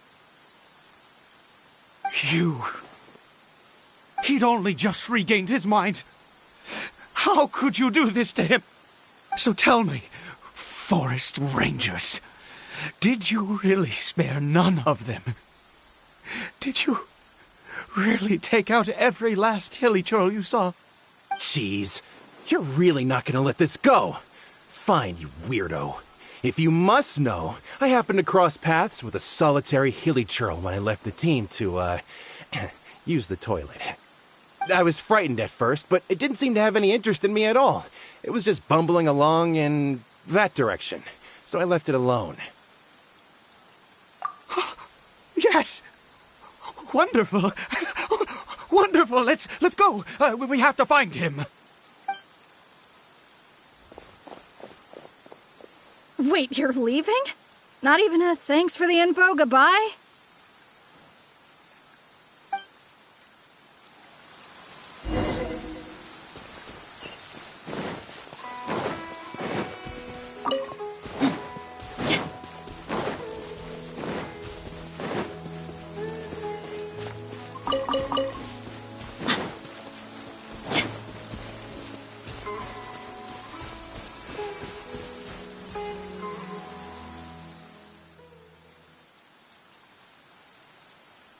Curry Bear! Curry Bear, stop! It's me! It's Papa! Whatever you saw, it was all a trick. An illusion. I told you, we're in a fairy tale world now. Nothing here is real. Please, Curry Bear, come back. It's time to go back.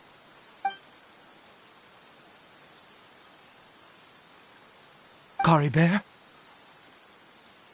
How could this happen?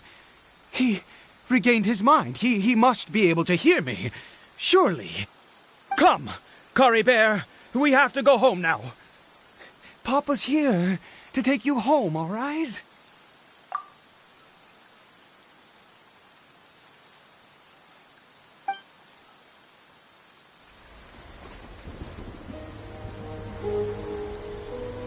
Papa? Curry Bear. Papa, I can't take it. Please, Curry Bear. It's my fault. I'm so sorry. If only I'd known.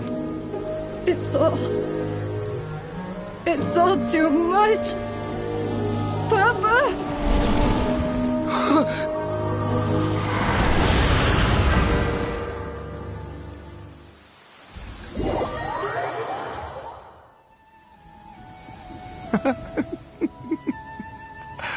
I see.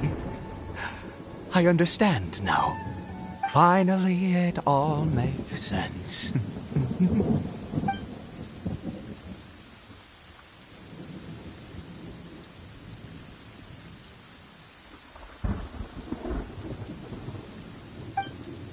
Ah, Traveler, you're awake. Finally, we can rejoice together. Wait, no. Why am I still calling you Traveler? Oh, I have known your true identity for some time now.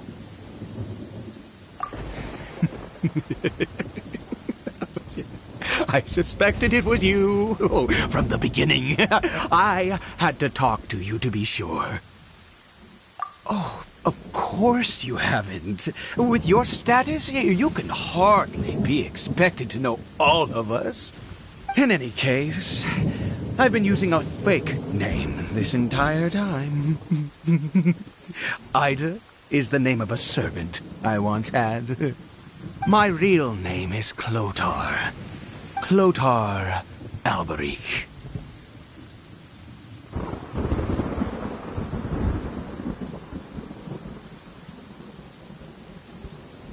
You saw it too, didn't you?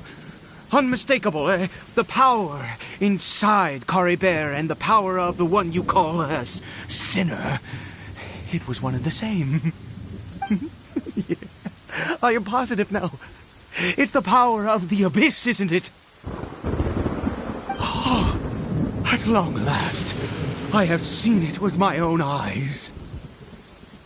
That is no business of yours. A sinner, yes. Salvation for a sinner can only come from a sinner. Caribert did not deserve his fate, but now it's wonderful. He will be able to weave his own destiny anew. Born into abject sorrow, he shall now become the loom of fate.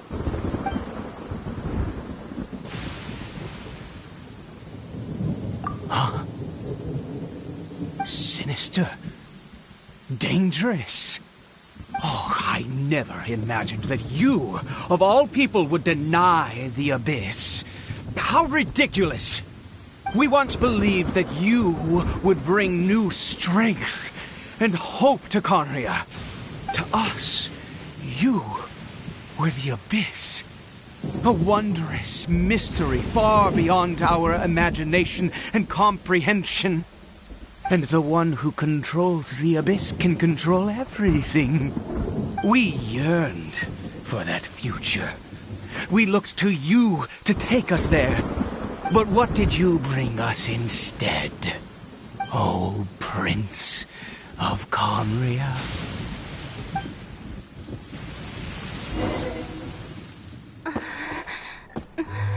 What did he just call me?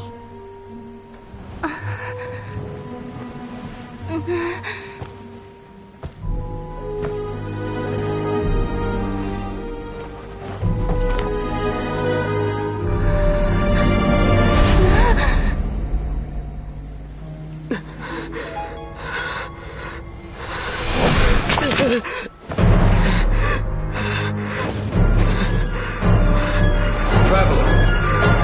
Hey, Traveler! Traveler!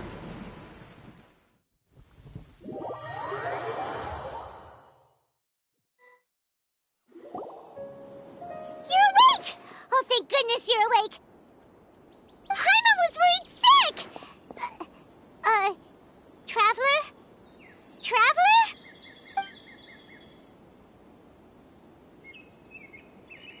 What happened while you were unconscious? I checked the ley lines nearby. It appears that the abyss tampered with them, and they've been in turmoil ever since. Information and memories flow within the ley lines. What did you witness? You mean Clotar Alberich? After founding the Abyss Order, his faith in the Abyss led him to do a great many things. But the curse of immortality continued to torment his body and mind. And in the end, neither his faith nor the Abyss he worshipped could save him. After 100 years, he lost his mind completely and was never seen again. Yet his dark legacy lived on. The defiled statue that we encountered previously was just one perverse product of his use of abyssal power during his life. You could say that. He wouldn't be the Abyss Order's prince otherwise. Are you alright? You have a troubled look on your face. What happened?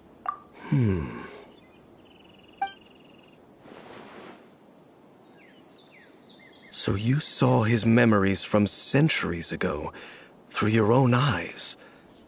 It all but defies belief. Still, as I'd suspected, the notion of the Loom of Fate did indeed rear its head during that time. And it seems closely connected to Clotar Alberich's son, Caribert, and what happened to him. And yet your brother never breathed a word of this incident to me. I wonder, was that the moment that he decided to go down this path?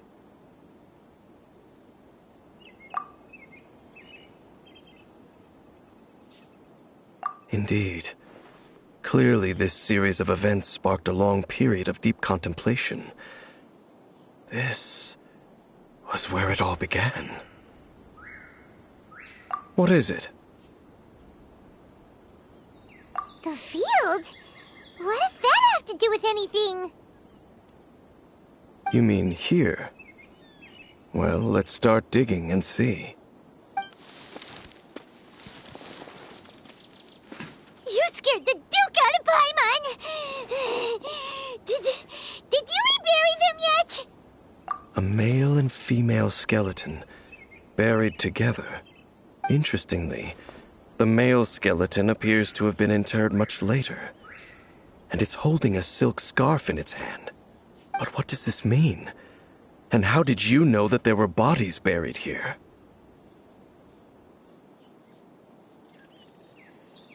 What? That's impossible. Unless Clotar Albery finally found a way to rid himself of the curse.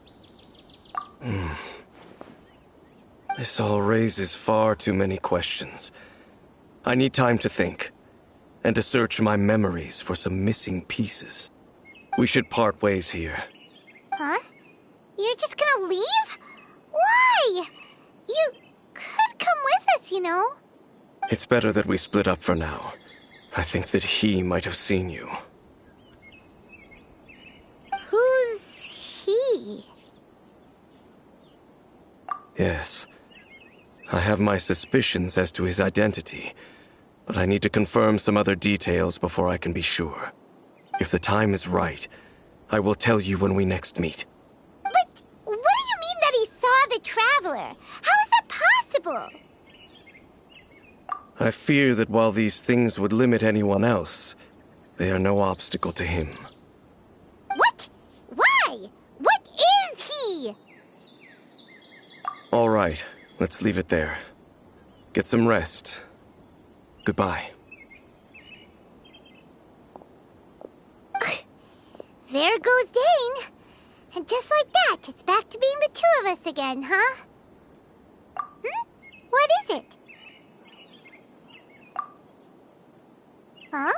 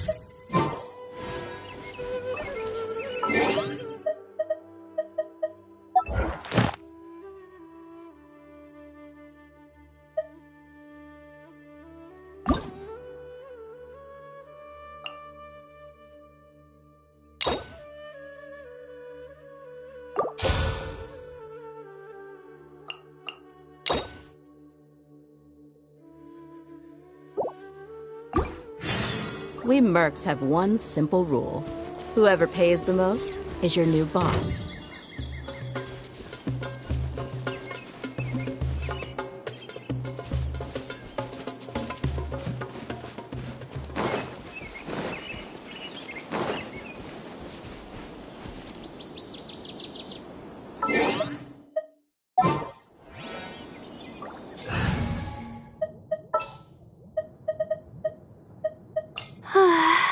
My mind is...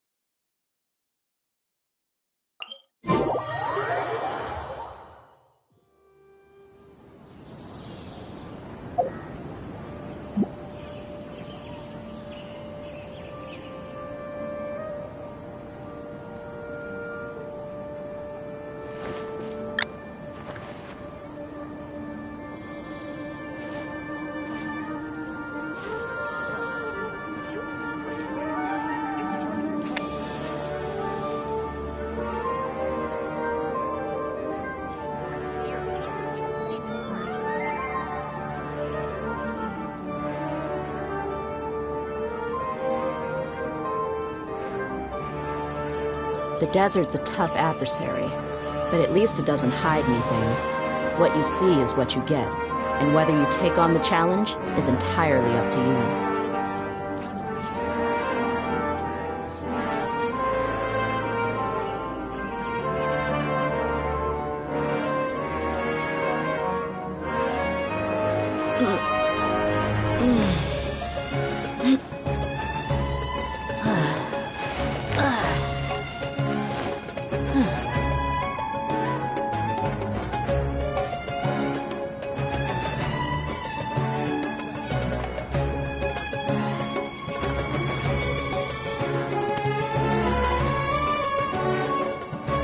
My people are used to the desert life, but still, I hope that one day they'll be able to find an oasis of their own and leave the sandstorms behind for a better life.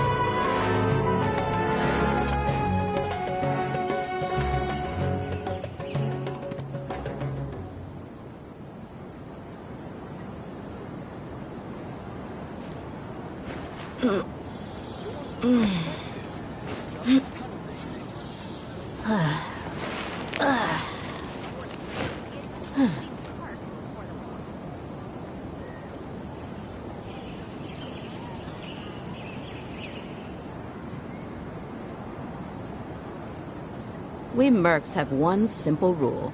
Whoever pays the most is your new boss. Your perspective is just tunnel visioning.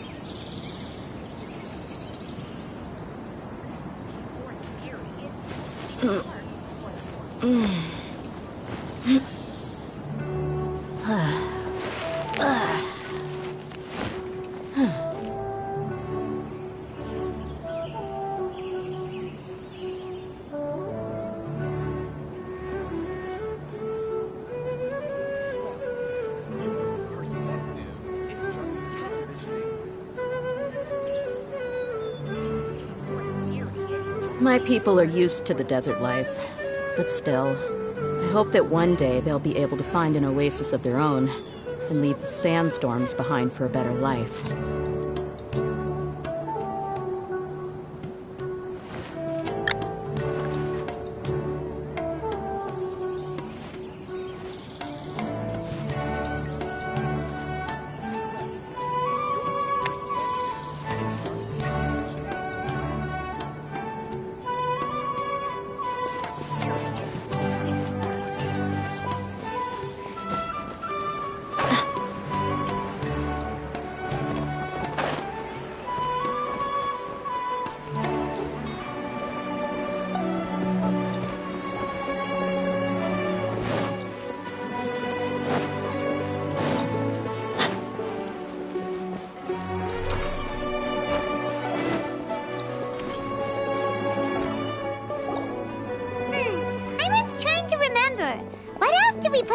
shopping list. Oh, what a mouth-watering smell. Paimon would know the aroma of biryani anywhere. Let's go get some. We can still add it to the list. Well, if it isn't the Traveler and Paimon. Wasn't expecting to see you here. Hello there. Oh, it's been quite a while. Huh. So you two are still hanging out together. Dehya, didn't you say last time that you were gonna head back to the desert? I said I was going to resign from being her bodyguard, not that our friendship was over. We're still the best of friends. The Homayanis also still post jobs from time to time. Their pay is always generous, so me and the other mercs never pass them up. I told Dehya to just stay at our place when she took one of those jobs a few days ago. My parents were delighted. They even said that it always felt like we were missing someone whenever Dehya wasn't around. That sounds like something they would say, all right. They're always so welcoming. Anyway, the job is already taken care of, so I was gonna head back to the brigade as soon as I finished a little shopping. But the master kept insisting, and I ended up staying for another day. You can stay for as many days as you want, Dehya. Father hasn't even gotten around to treating you to his best dishes yet. You know I'm not the kind of person to stay put in one place like that, my lady. Don't worry, though. There'll always be next time.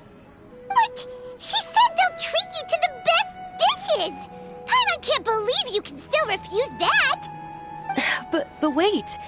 Didn't you say last time that you would take me on a trip to the desert? Why don't you just take me with you today, when you leave? There are so many places I still haven't visited yet. I'm sorry, my lady, but no can do. There's still a few things I need to take care of back at the brigade. Besides, the desert hasn't exactly been the most peaceful place lately. Oh, come on. Not this again. That's also what you said last time and the time before that. I know, I'm sorry. Just give me some more time, and I promise I'll plan the best trip ever for you. All right, fine. To be perfectly honest, it's not that I wanted to go, it's more like I feel like something is off about you lately. Ever since you first set foot on the estate a few days ago, you've been acting anxious and even paranoid. Have you been delaying our trip because you've run into some kind of trouble? Nah, are you kidding? You're worrying too much.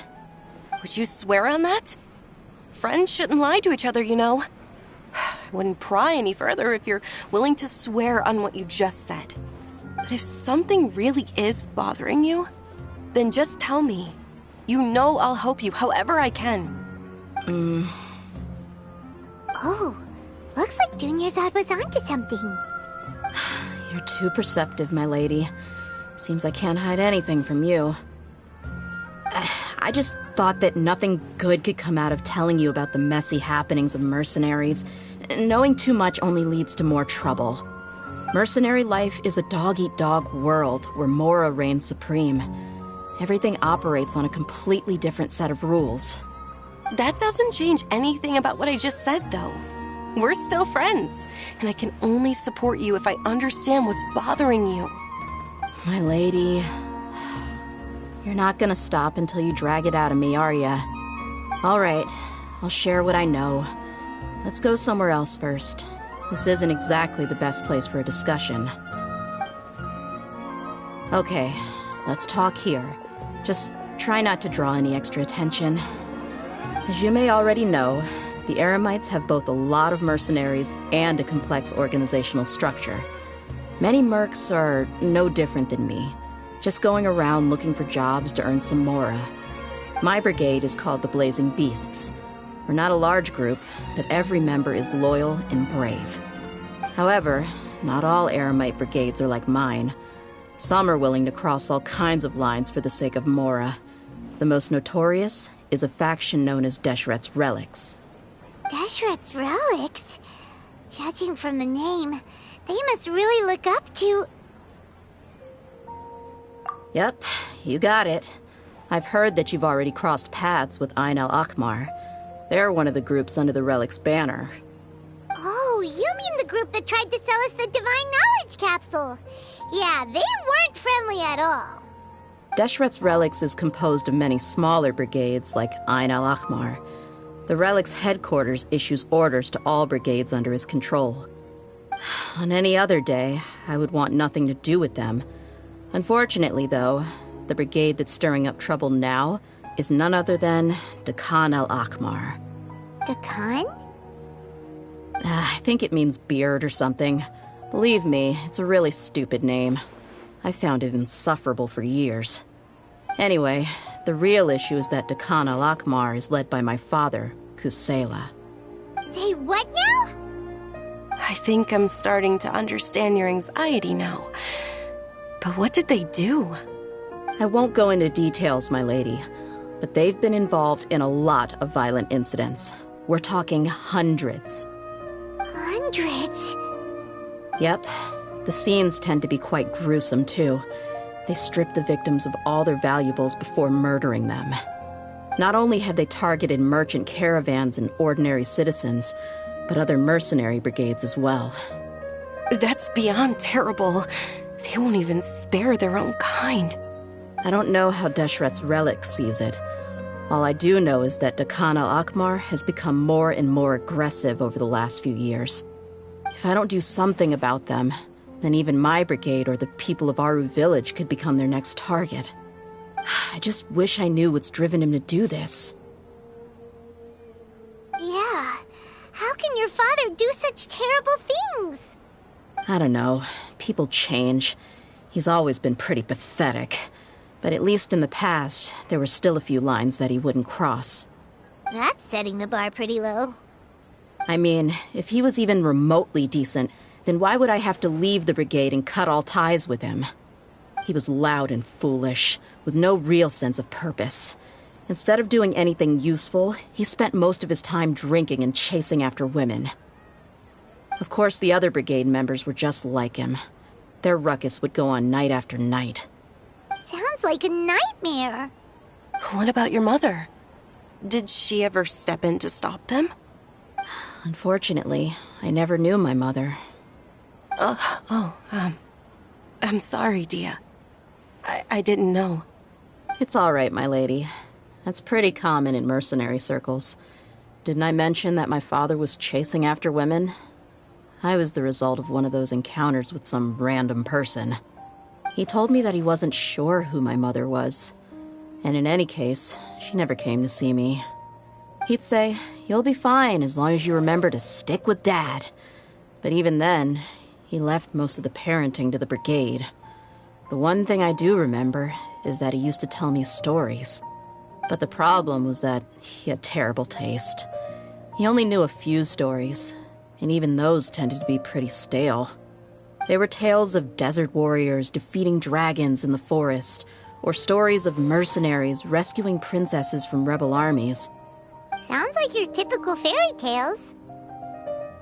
More or less, yeah.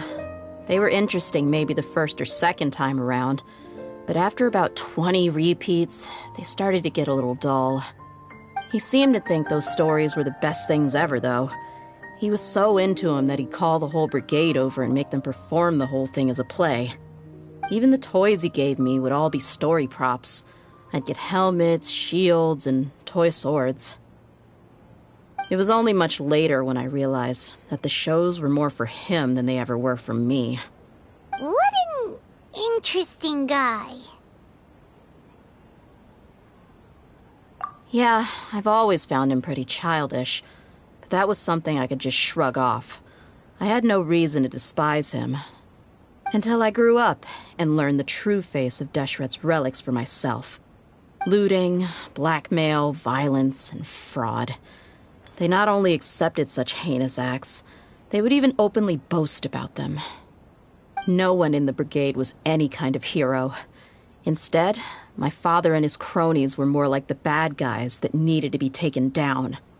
Did they really think that as long as they didn't do any of that stuff right in front of me, I would never know? I think I can understand your feelings. The difference between perception and reality must have hit hard. Yeah, but don't worry, my lady. It's all water under the bridge to me now. I had a huge argument with my father and left that place behind for good. I'm not investigating them due to any bitter feelings I still have towards my father. I just want to protect those that are close to me. Yeah, I told the boys to gather as much information as they could. Most of the reports concern violent incidents, but there's also some talk of smuggling. I see. But isn't this investigation incredibly dangerous? It is, but every mercenary lives life on the edge. It's a lifestyle that I enjoy. That may be true, but it'll be impossible for those who care about you not to worry. Well, now you get why I didn't want to share any of this with you. What should we do? They both have valid concerns. Huh? But there's no need for you to get caught up in this mess, too. Well, she's super tough, so if she went into the desert with you, then Paimon bets the problem will be solved in no time. I'm inclined to agree. I'd feel a lot more at ease if you took her along to help. I'll wait for news from you in the city until then. Please, stay safe. I'm honored that you care so much for me, my lady. All right, then let's get moving. Our first stop will be Caravan Rebot, where we can catch up a bit with my fellow mercs.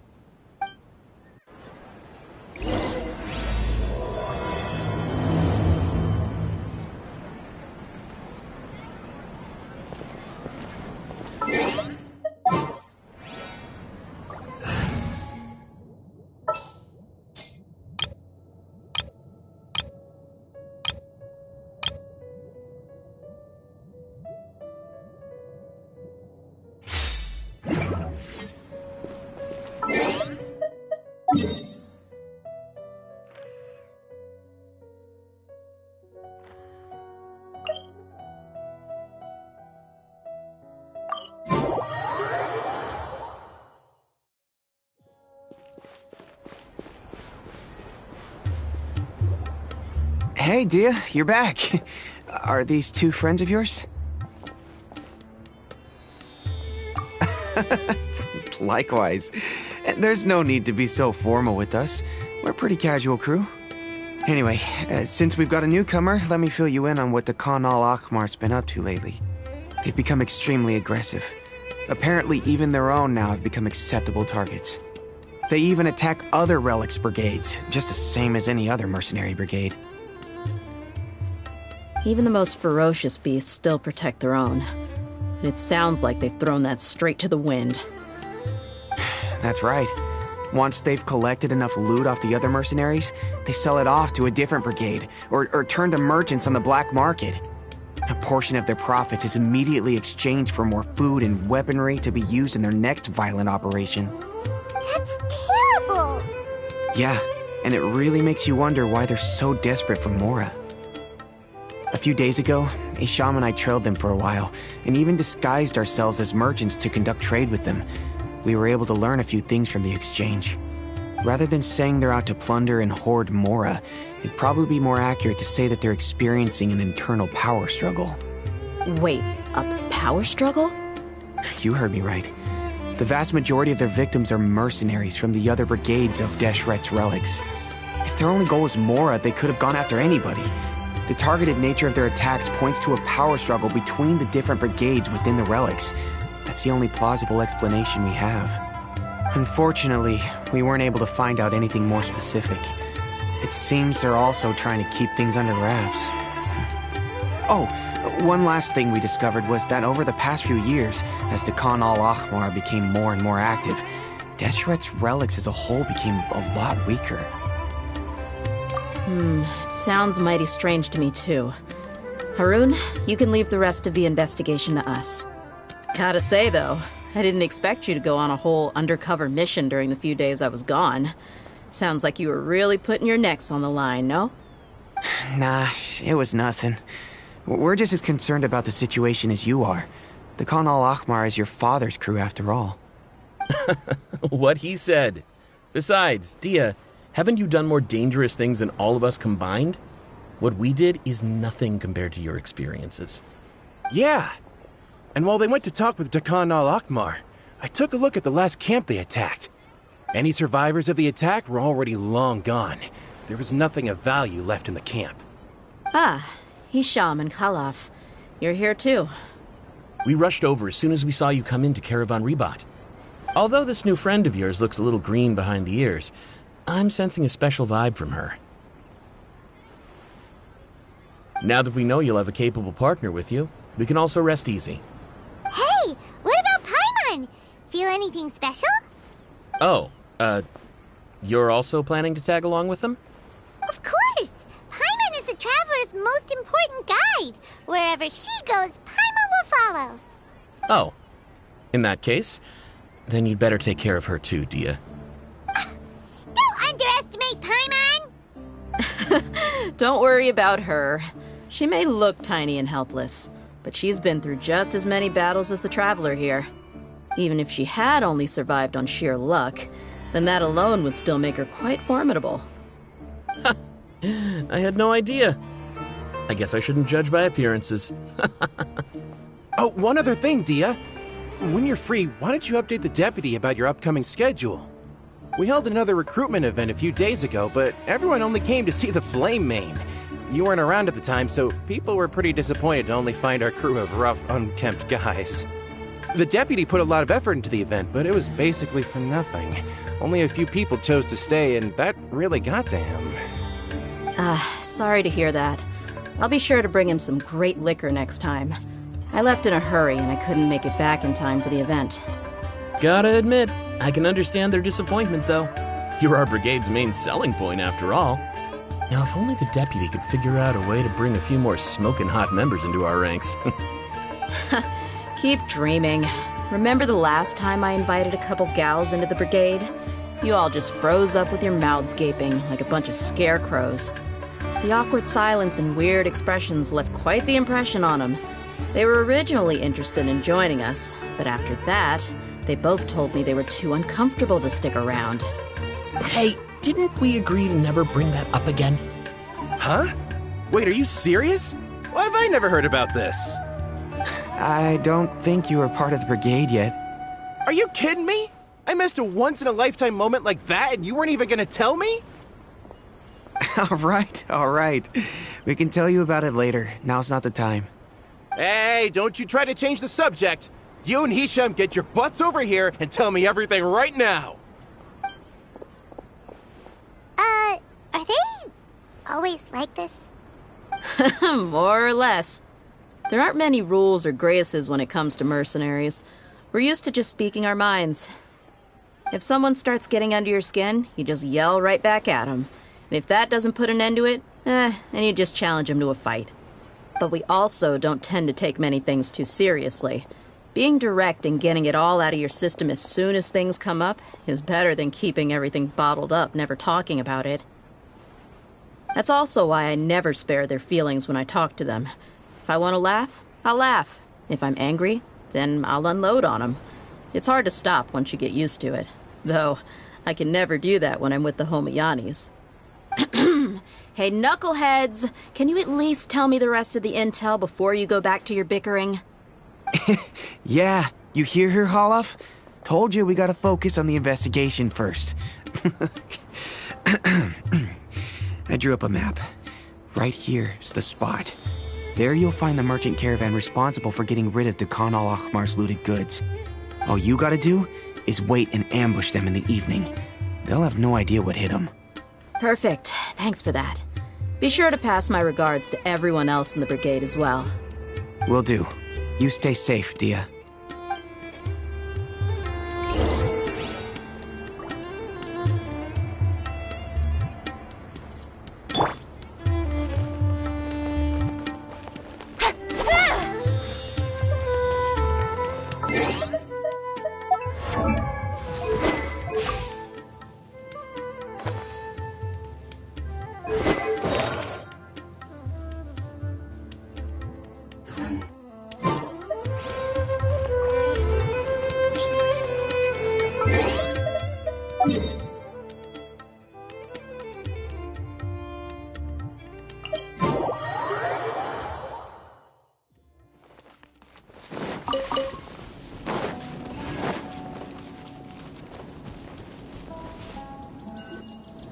This should be the place. Let's find a spot to hide and bide our time.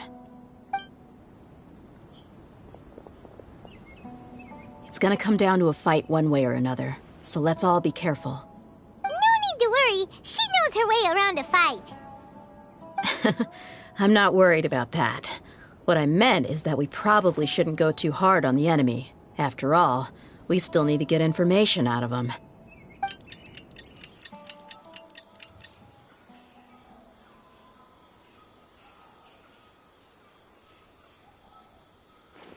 Ah, here they come. You ready? Let's not give them a chance to react and end this quickly.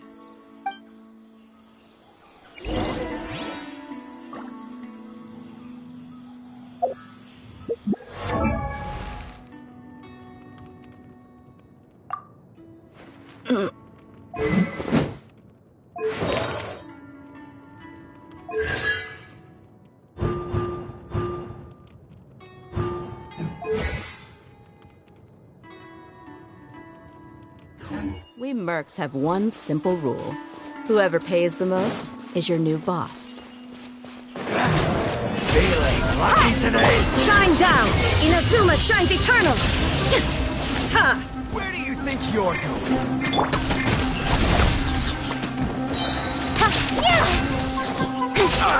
Cut to the chase!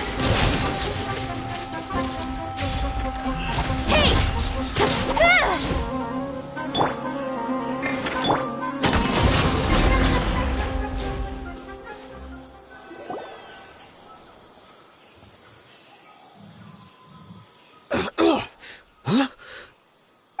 You're the Flame Mane. Good. That saves me an introduction. All right, time for a little talk. Are you buddies with Dakana Lakmar now? Tell me, what are they after? You know the code of being a mercenary just like everyone else. The first rule is to never divulge key information about our employer. What makes you think I'd talk? Ha! That might have worked on an amateur, but I know you're just looking to protect your reputation. Think about it, though. What's your reputation worth if you won't have the other tools you need to succeed in this line of work? Tools like, I don't know, your limbs or eyes? You've got 5 seconds. You might want to think twice about how much your employer's information is worth to you. Whoa!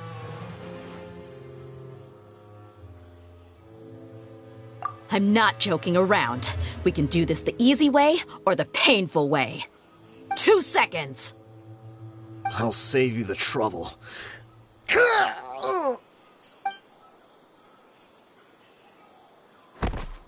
Huh? Are you crazy? He tried to bite off his own tongue. Quick, search the area for any first aid supplies. I definitely didn't expect him to go that far. Thankfully, the wound wasn't too deep, and he just passed out from the pain. But why would he be so extreme? I just wanted to test his mettle. You can get a lot of mercenaries to talk just by threatening them. I didn't expect him to be willing to go through so much pain just to deny us some intel. Well, he's out cold for now. We could wait for him to wake up, but maybe it's not a good idea to interrogate him any further. What should we do? Yeah, don't worry about it. It'll be a waste of time to interrogate him again after that. He might just hurt himself again if we start asking. There are lots of goods around here. Let's search the area. Maybe we'll be able to find something. I'm really sorry.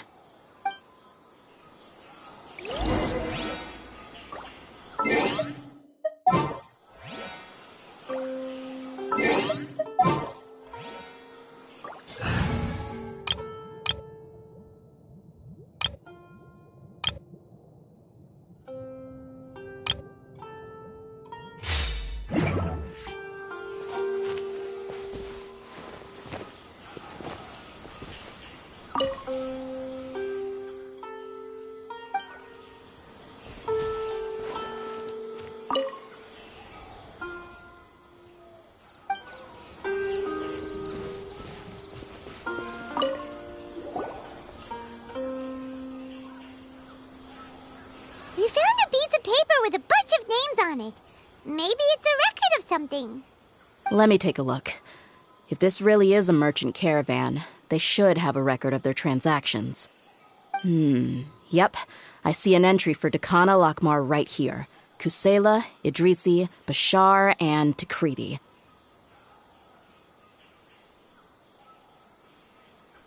All familiar names. Dakana Lakmar has been trading for a hefty supply of food, weapons, and medicine. It seems that in the past, they used to receive some canned knowledge as well. This caravan is just one link in their logistics chain. Once in the rainforest, the caravan will exchange the looted goods for Mora, and the funds will then be passed to a specific person. That person will then pack the caravan full of necessary goods, which will then be brought right back to Dakana Lakmar. Wait, why is there no Mora value recorded for the final transaction? No value? Yeah, every transaction before the last one was marked with an exact amount of Mora, but the final one, where they paid for everything to be brought back to the desert, was simply marked as delivered. Perhaps, but they couldn't have known how much they would make off selling the loot. Do they not care about profit margins at all? Anyway, the next part's the records of the goods themselves. There are a lot of entries. Everything was probably sourced from the rainforest. Huh? What's wrong? Shahzaman Homayani? Homayani? You mean Dunyarzad's family? Could it just be another family with the same last name? I'd be surprised to find someone with the exact same first and last name. Shahzaman Homayani is Dunyarzad's father, and the head of the Homayani family. Just what the heck is going on here? I'm sorry, you're right. I'll consider what we found and not jump to conclusions just yet. But what this piece of paper confirms is that the Homayani family has been providing goods to Dakana Lakmar. What if the Homayanis have been kept in the dark and don't know they've been trading with Dakana Lakmar? That's a possibility, but if that was the case, why is this caravan specifically named Shahzaman as their person of contact? They could have just as easily bought goods such as food and medicine directly from Caravan Ribat or Port Ormos. Yeah, funding violence and looting. The brigade gets the goods, and he is paid the proceeds from the sale of the loot. But why would he do something like this? It's not like the Homayanis are in need of money. I honestly have no idea.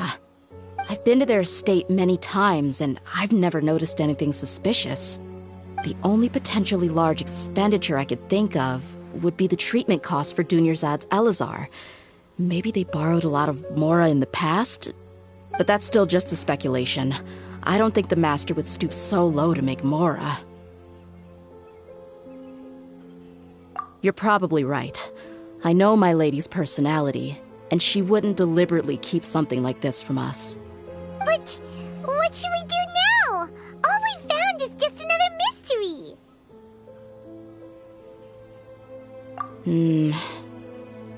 If you ask me, we already have no choice but to confront her about this. I'm not worried. It's too early to make a verdict yet. I still have faith in the Homayanis. Let's go find my lady again. We'll tell her everything and see if she's willing to lend us her support. If we're lucky, we can not only figure out the mystery of this paper, but also follow the trail of breadcrumbs to the people responsible at Dakana Lakmar. Dehya, are you sure this is the best decision?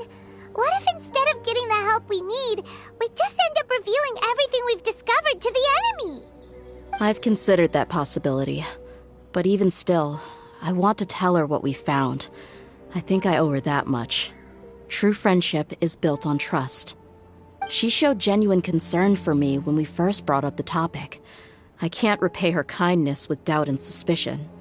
That's not how I deal with people.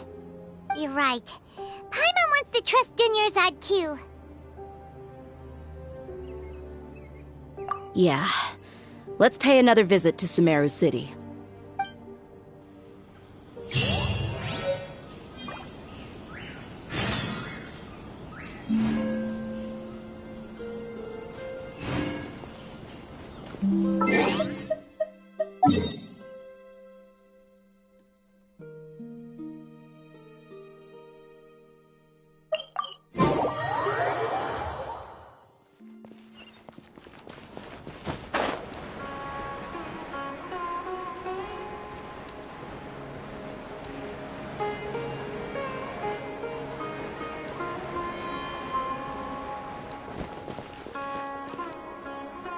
we're back, my lady.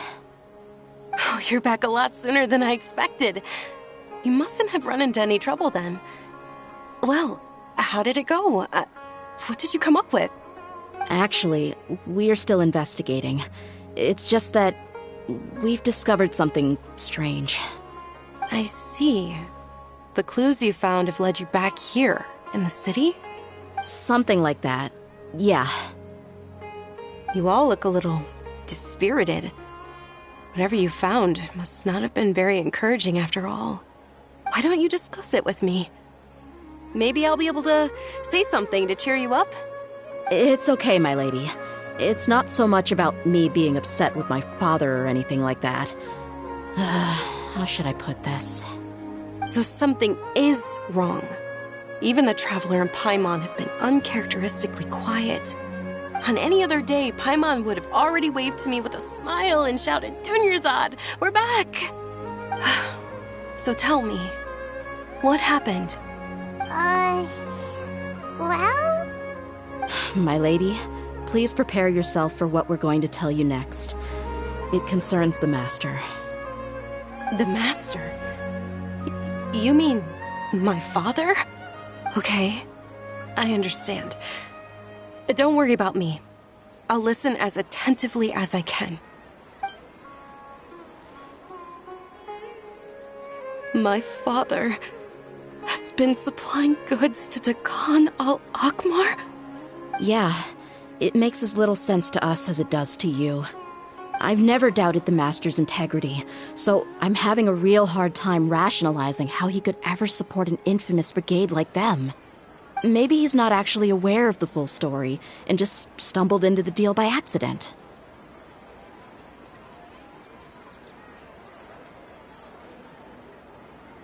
I can't help but agree with the Traveler. Huh? You mean you feel the same way, Dunyarzad? Thank you for sharing all this information with me. Since you've told me everything you know, I should also tell you about some doubts that I've been harboring for quite a while. In the past, I thought that my father hired a bodyguard for me so that I wouldn't run away and get lost. However, there are plenty of capable mercenaries in the Corps of 30. Why did my father go out of his way to hire Dehya? About that. Well, the Homayanis really needed bodyguards, so they reached out to the Blazing Beasts. Later, the Master told me that I was one of the best mercenaries he'd ever seen, and that I should stick around to become one of his bodyguards. He offered me a pile of mora, so I just signed on. Well, but that didn't really answer my question. Just think about it. Why did my father specifically reach out to the Blazing Beasts? Maybe the Corps of 30 just didn't have anyone available, or maybe someone recommended us. I've never given it too much thought. I think I get what you're saying. You'd think none of this was a coincidence. Precisely. At first glance, nothing seems strange or out of place. But there are many parts of the story that don't actually make any sense. If my father had always been in contact with Dakan al-Akmar, then it would make sense for him to bring Dehya into our house. You mean the goal all along was to get Dehya to be your bodyguard? No, that's too much of a stretch. I cut all ties with my father a long time ago. He has no control over my life anymore. But that still doesn't rule out the possibility that your father has still been trying to influence your life without you knowing. So, the Master was not likely an innocent victim in all of this? Sorry we put all this on you so suddenly, Dunyarzad. It's okay, Paimon. I should actually be thanking you. Regardless of his reasons, if my father has truly been funding a violent group of mercenaries, then it's my duty to bring him back to reason. But is that really the right thing to do? My father has committed many atrocities and deserves all the punishment that he has coming to him. I have zero sympathy for him.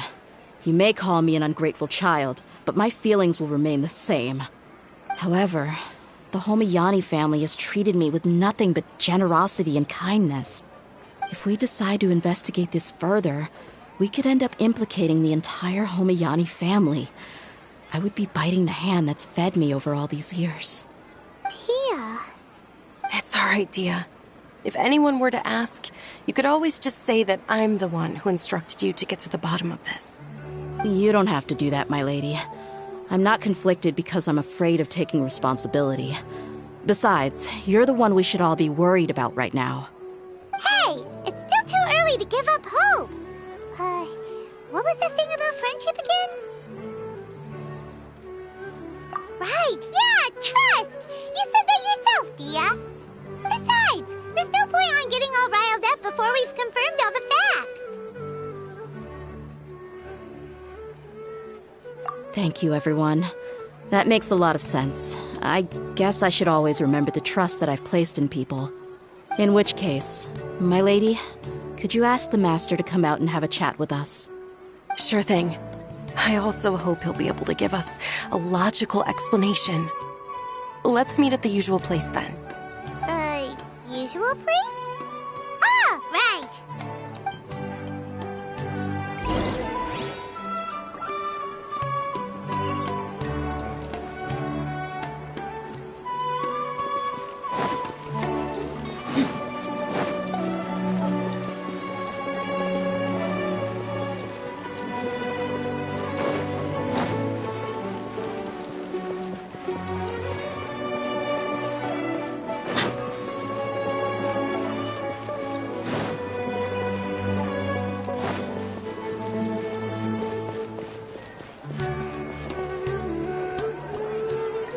Thank you for coming, sir.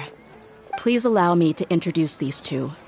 This is the Traveler, and next to her is her travel companion, Paimon. Ah, yes. My daughter has mentioned them from time to time. It's a privilege to finally meet them in person. But we may skip all the pleasantries for now. What is the important matter you wish to discuss with me today? Well, we wanted to bring this transaction record to your attention. There's something on this record that we're all pretty curious about. So, that's what you found? Huh. Seems like I can't keep everything from you much longer. If you wouldn't mind, we'd like an explanation. Well, it's a long and difficult story. And to be perfectly honest, I'm not sure if I'm doing the right thing. What I do know, though, Dehya, is that the truth will bring you no solace. If anything, it will likely cause you a great amount of anguish. Wait, me? Yes. I understand perfectly why you came to see me. And I am touched by your collective commitment to do the right thing. But knowledge always comes at a price. And sometimes, as they say, ignorance is bliss. Your father, Kusela, and I both believed that. Of course, you have the right to seek and learn the truth, but I must warn you. The facts of this matter may reduce everything you've built for yourself into sand, blowing in the wind. If you must proceed, then Kusela's heartfelt efforts will also fade into the wind like a fleeting mirage. His heartfelt efforts? I'm sorry, sir, but I'm not sure I follow. I've made it this far in life without a single drop of my father's support. I have my own ideals and ways of looking at the world, as well as people and causes that I've chosen to cherish and fight for. None of these things have anything to do with him. I came here today to support you as the head of the Homayani family. No warning will change my stance on that. I understand. Then let me tell you a little story. Our family once needed to take a trip to the desert when Dunyarzad was just a baby. Along the way, we were attacked by bandits. They had superior numbers and quickly overpowered our bodyguards. When all seemed lost, a group of passerby Eremites lent us their support. Those Eremites were Kusela's brigade, Dekhan al-Ahmar. Kusela's men told me that the attackers were Eremite mercenaries, just like themselves. I was shocked. Why would Dekhan al-Ahmar go so far to save us and not spare the fellow Eremites? Kusela was grinning and walked over to play with baby Dunyazad. She was startled by his unfamiliar face and nearly started crying. Really? I never knew. He said that he had no particular reason to help us. He just took pity on us because he had a daughter about the same age. We started talking about our children, and I sensed that he was a devoted father. To repay his kindness, I hired his brigade to help out at our estate for a time and offered everyone generous remuneration. So, that's what happened. It was many years before I saw him again. I almost didn't recognize him the next time he came knocking on my door. The man I knew to be strong and healthy had been reduced to a shell of himself. He couldn't even walk anymore without his cane. So, what happened to him? He was perfectly fine when I left the brigade. I'm not too sure myself. The only thing that didn't change was his cheery disposition. He said there was absolutely nothing to worry about and that he had gotten into a fight. That was all. He then suddenly asked me if Dunyazad, now that she had grown, would need a bodyguard of her own. At the time, Dunyazad was going through a particularly severe bout of her Elazar. There was no need for her to have a bodyguard when she could barely leave the house. But he kept coming back to the topic. Come on, it never hurts to be safe. How do you know a bodyguard won't come in handy one day? I was completely lost at first, until he recommended the Blazing Beasts, and in particular, a mercenary named Dehya. So he was the one who recommended Dehya to you. Indeed. He didn't say it out loud, but it was clear that he saw Deshret's relics as an evil group who would eventually corrupt every member in their ranks. He was already beyond redemption, but he hoped that he would be able to detach his daughter from the vicious world of mercenary life. If Dehya could stay in my house and keep working as a bodyguard, then gradually her affinity for the desert would decrease, and she'd be able to leave her previous life behind. And that's why you offered her such generous compensation? Yes, but not just because of that. From the moment that he asked me for that favor, I also began to see Dehya as my own daughter.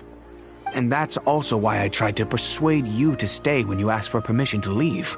I was willing to spend however much it took. Kusela saved my daughter and I all those years ago in the desert. I could never refuse him entrusting his daughter to me. He was always like that, acting like he's oh so smart and self-righteous. Kusela said that he'd reimburse me for a portion of Dehya's fees. I refused to take any mora from him, but he'd always send me funds anyway. Eventually, I just accepted them as a token of his gratitude. And that went on for a while until I received another letter from him a few years ago. The letter contained a request to help him buy food, weapons, medicine, and even explosive materials. Wait! Isn't that around the time that Dekana al-Ahmar started becoming more aggressive? That's right. When I started to hear some nasty rumors, I became wary. I wanted to meet him face to face to discuss things. But by then, he was no longer receptive to my requests to talk. If I had to guess, it's probably because he doesn't want to put Dehya at risk. That thought occurred to me as well. I figured that he probably came to me for help because he had nobody else to turn to. After some deliberation, I decided to send him some food and medicine. I turned down all his requests for explosives and weaponry. I am aware that even such a reduced gesture of support could lead to others coming to harm, but I could not simply reject his plea for help. In the end, it probably was the wrong decision. I plugged my ears to the rumors and just chose a solution that made me feel least guilty about myself. If you can, please tell me where he is now. None of the things he's doing right now make any sense if he's just trying to keep me from getting tangled up in his world. If all he wants to do is steer clear of me, then Maybe he shouldn't have brought me into this world in the first place. Oh no. Dehya, please don't feel that way. I'm just angry because I can't wrap my head around any of his actions.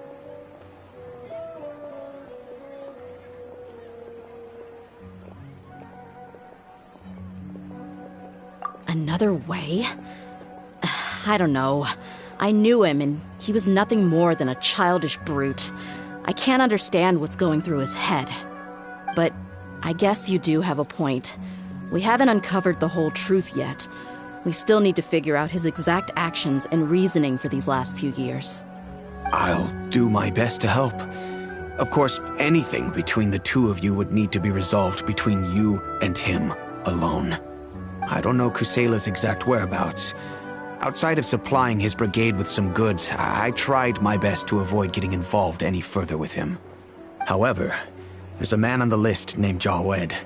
He used to be a mercenary in the desert and is now a member of the Corps of 30. He's responsible for supplying weapons and liaising with the Dekhan al-Akhmar's merchant caravan. I think he should know Kusela's whereabouts. I've heard that he likes to have a few drinks alone and enjoy the cool wind at night outside the tavern. Maybe you'll be able to find him there. Understood. Thank you, sir. Then I guess this is bye for now, unless... I'll stay and be with my father here. To be honest, I'm still a little dazed and haven't finished processing everything quite yet. My father has indeed done something wrong, but if I think about it, I'm also not sure if there was a right way to handle this problem. I feel like our only course of action is to turn everything we know over to the Corps of 30 and let them render judgment. Yes. I am prepared to accept whatever verdict they choose. It's time to face my mistakes.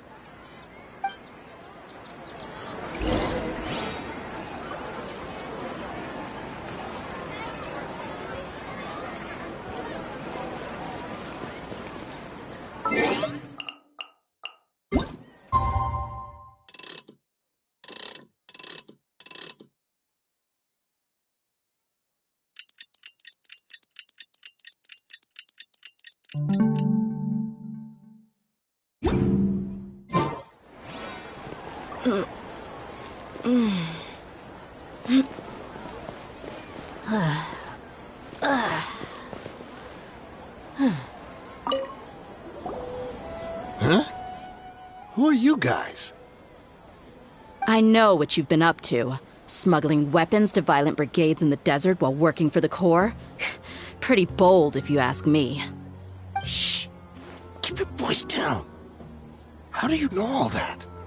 Come with me. We should take this elsewhere. I'll be happy to talk things over once we're somewhere private.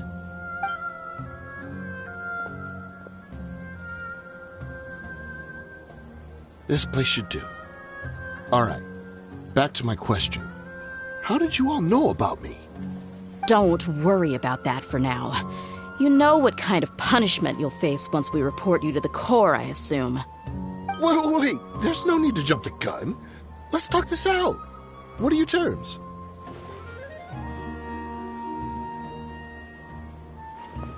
So what's in it for you anyway, Mora? Well, I was a little tight on money at the time, and Kusela took good care of me in the past. I weighed it in my mind, and I couldn't find a reason to turn the opportunity down. I wouldn't only be helping my benefactor, but I could also make some quick Mora. Let me tell you how it is. We're investigating Dekhan al-Akhmar, and we're gonna put an end to their operations. If you provide some help for us, then we might just put in a good word later to reduce the terms of your punishment.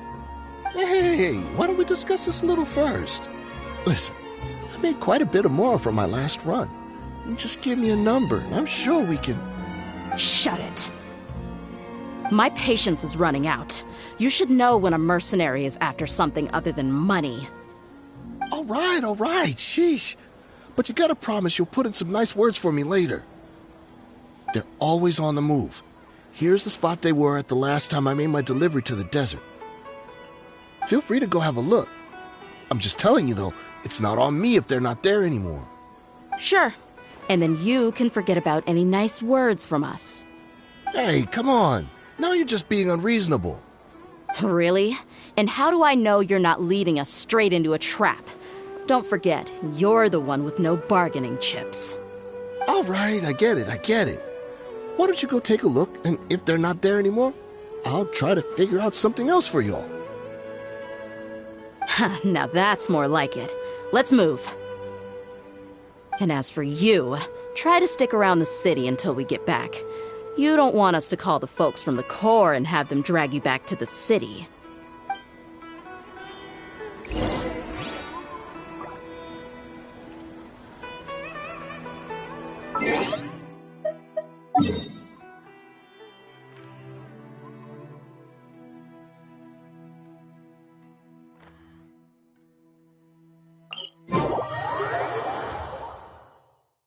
Stay close. No going off on your own. The desert doesn't take prisoners.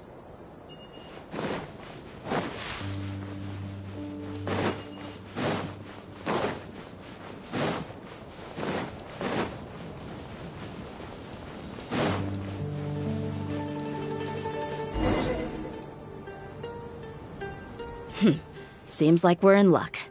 That should be their camp right up ahead. Let's go. We'll finally get to the bottom of this ourselves. I'm here to see Kusela. Tell him to get out here. Dehya, why are you here? Look alive!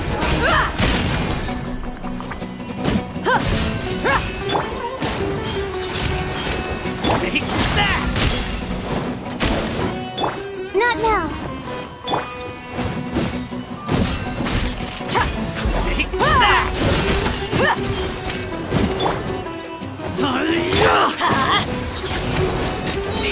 My guiding stars! Stars, shine for me! Buckle up! Ha! Teamwork is dreamwork!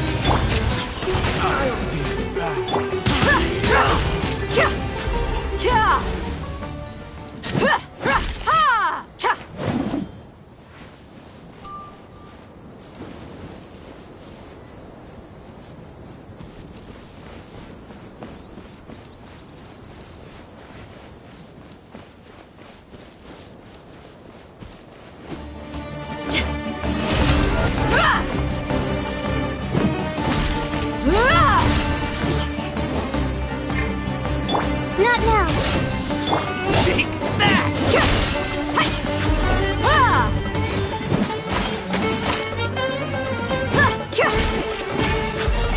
Haven't you all done enough? Oh, so are you also here to stop us? Stay out of this. It's got nothing to do with you. Gloves off!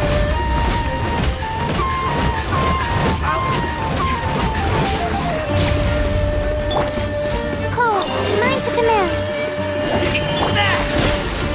I'll take away.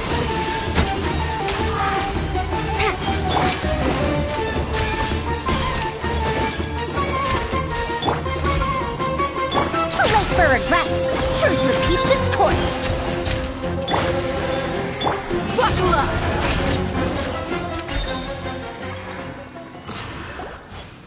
Oh, she's so strong. Enough fighting. We all know each other, and I don't want to take things too far. Just bring Kusela to me. There's no use hiding him anymore. Did you understand a single word I just said? Or do I need to bash your skull in some more? All right, everyone, let's all just calm down for a second. Dehya, the boss can't come out and see you anymore. He died a long time ago. What? Seems like you've been out of the loop for a while. Guess that's for the best, though. At least, that's what the old man wanted. When did he die? What happened to him? A few years ago, Kusela broke up Dakan al-Ahmar and went to the Deshret's Relics headquarters by himself. So is that when you guys started acting up? We would prefer to call it taking revenge. Every last person in Deshret's Relics must pay in blood for what they did.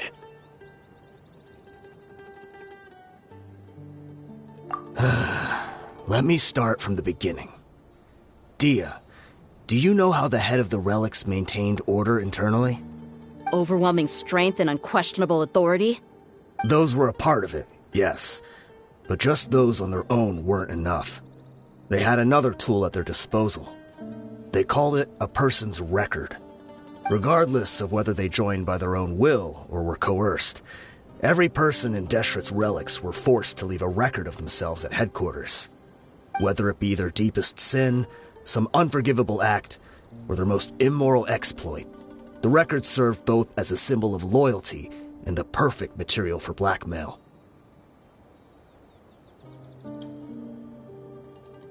That's precisely it. Every one of us have a record.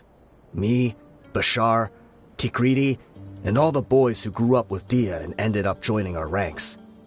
But you, Dehya, you were never asked to provide a record, were you? I never even knew this was a requirement. You were probably the only person in all of Deshret's relics who didn't know about it.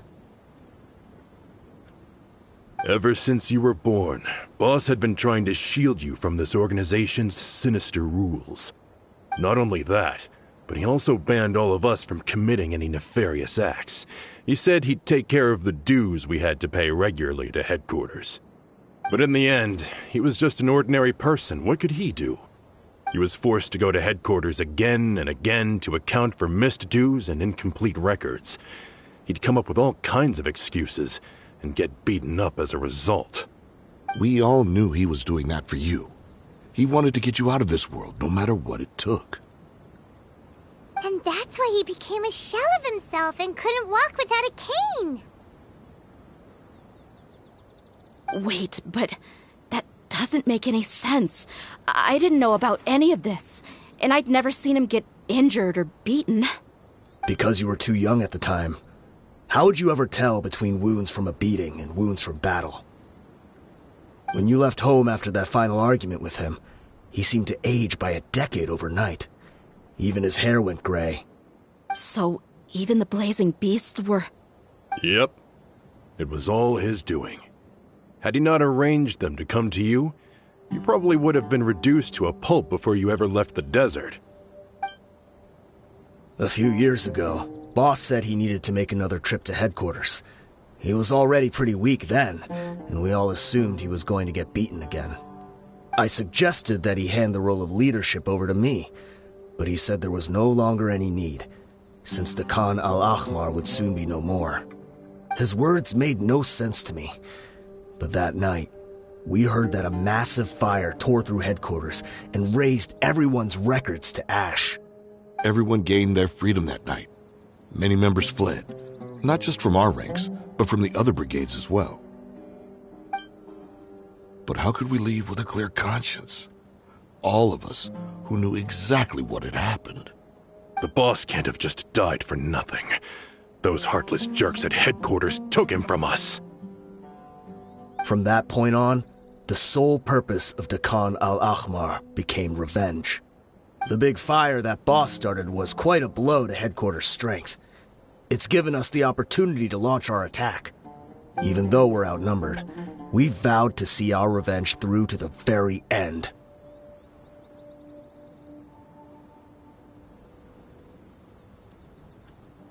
There were people from headquarters who changed their names and went into hiding. Some fled to other brigades, and others escaped to the rainforest. But we won't let any of them escape our wrath. They'll all pay for what they've done. We've suffered plenty of losses as well. To keep going, we need an enormous amount of supplies, from food and medicine to weaponry and explosives. All we can do is exchange our loot from Mora, and then use that to get supplies. We forged Boss's handwriting and sent out many letters to his former friends. Thankfully, many people were willing to come to our aid. We were also able to attract many mercenaries who shared our goal. We've endured unspeakable pain to win many impossible battles. Deshret's relics have become weaker and weaker, and now we finally have an opportunity to directly strike their headquarters. Paimon doesn't know what to say anymore.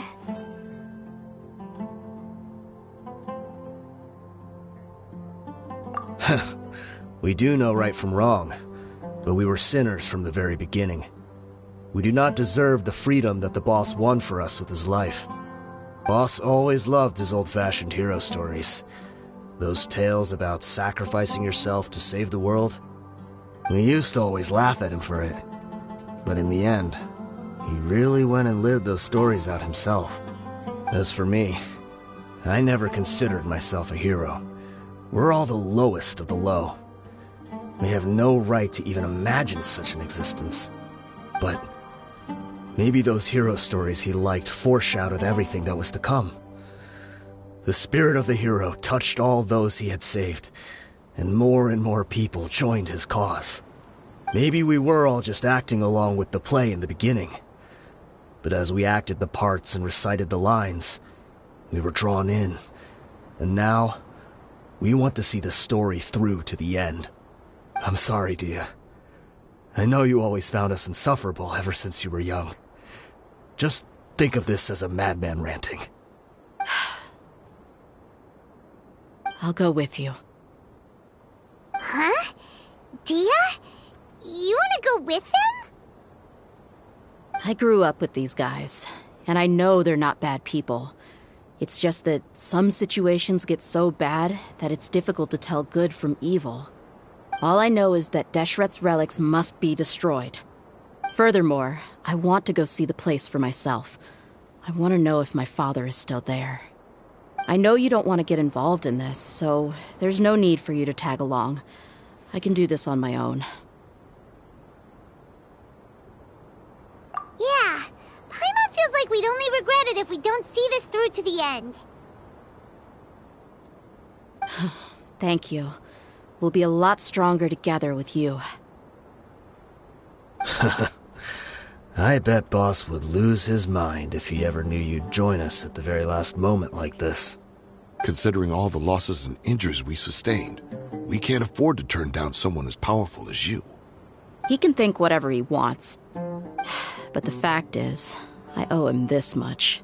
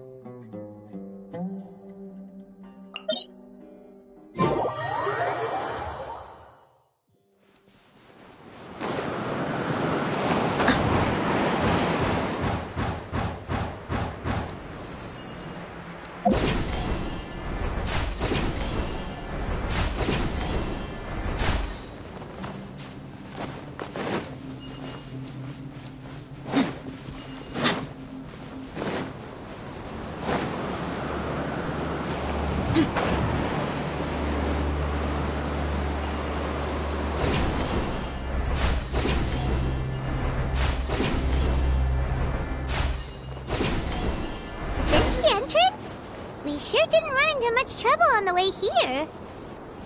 Should be. I don't think they have enough manpower left to post guards and defend their perimeters.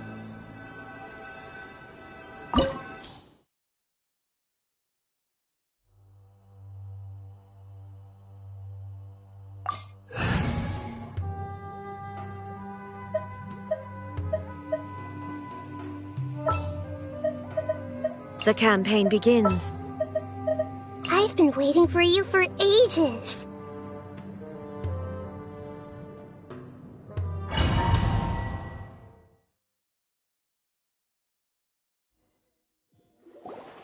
Wow.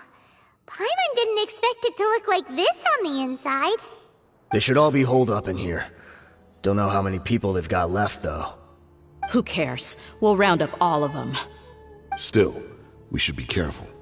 Even if they've only got one shot left, it could still take us out. Yeah, we'll know what they're really capable of once we've landed some hits on them. Deshret's relics may have been a force to be reckoned with before, but their name means nothing now. Yeah, they don't stand a chance with you here. I'll take the lead. I've been here once before.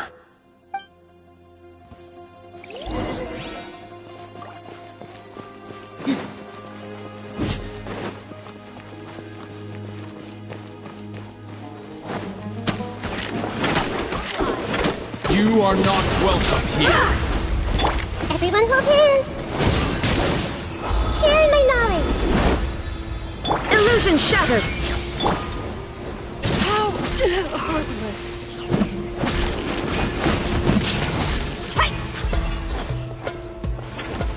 Shine down! Look alive! Ha! Ha! Cha!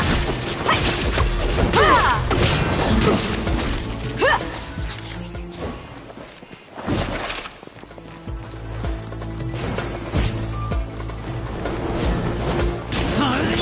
Now you shall perish!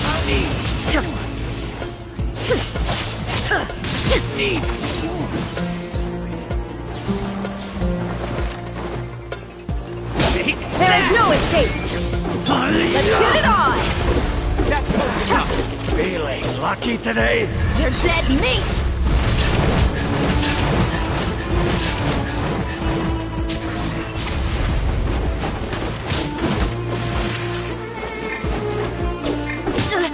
I'm going in! Illusion shattered! I see everything.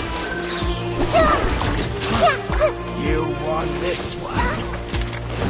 Grow, grow, grow. I'm getting sick of this game.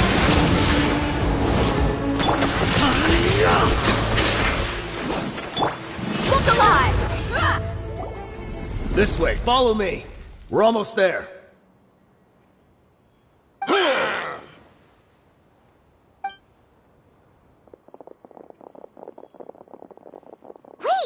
They went charging ahead without checking for any traps.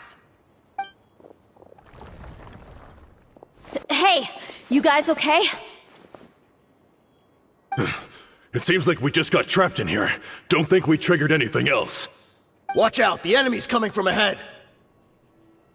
Well, now that things have come to this, seems we'll have to fight our way through. Don't worry about us. We knew something like this could happen. Go and take a look around. There could still be another way through. Let's go! We can't let the boss down! Let's check if there's another way. The sooner we can make it through to help them, the better. Let's see. I think I see a way through over there, but it's being blocked by something. Let's try our luck with that mechanism. Okay, let's go!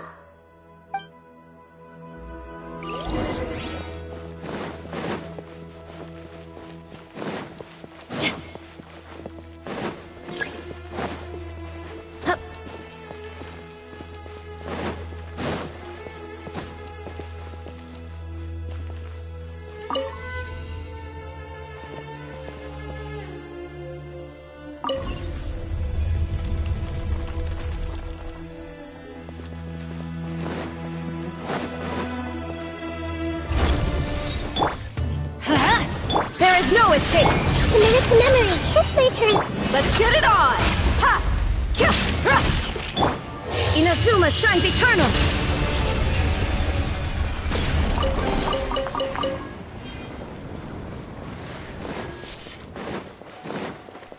Another mechanism like the one before, but this one's being blocked off in the middle.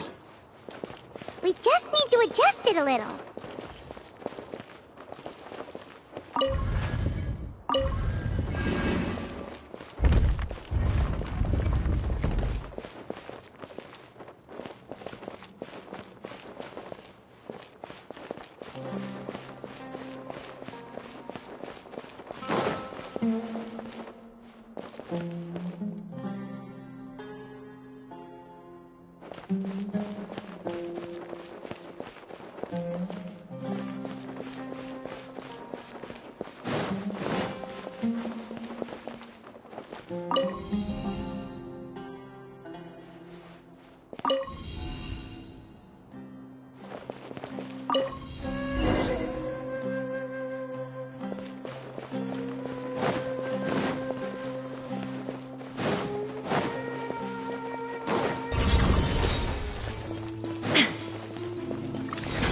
Illusion shattered!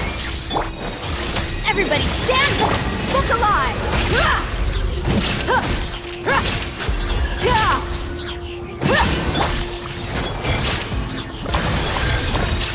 Grow, grow, grow!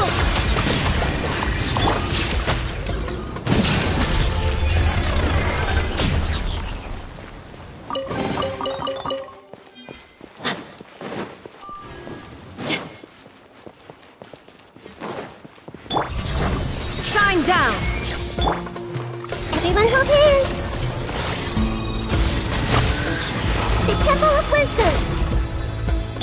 Buckle up! Gloves off!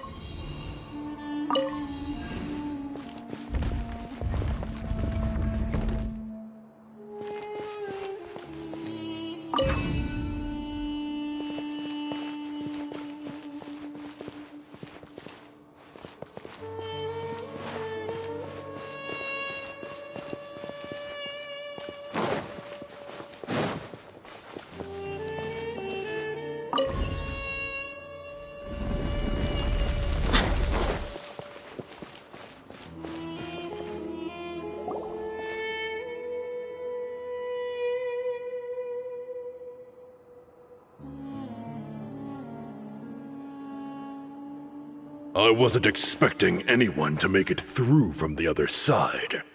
But as a desert dweller, I suppose we should be used to our folks defying all expectations. Don't waste your breath. You have nowhere to run. Run? Had I wanted to run, I would have fled 1,000 times already. I witnessed the golden age of Deshret's relics. Even if I could leave this place behind, all that awaits me now are endless days of humiliation and ruin. Even now, my brothers and I still believe in one thing. The greatest should never live to remember their fall.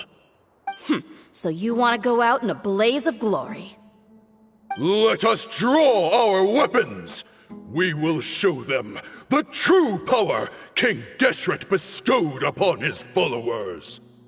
They are but two, while we hold within ourselves the entirety of the relic's glory. Wave 1, charge! Eliminate them! Teamwork is dreamwork! Now you shall perish! I'll be back. Don't think that you've won. We're just getting started.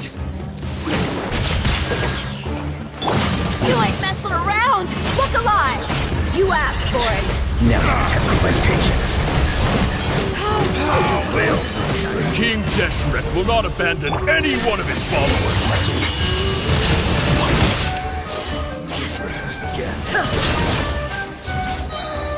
Take that! I'm going in! Committed to memory. This might hurt a little. Brothers! With me, this is where we prove our faith. You want to die? None of us plan to leave this place alive!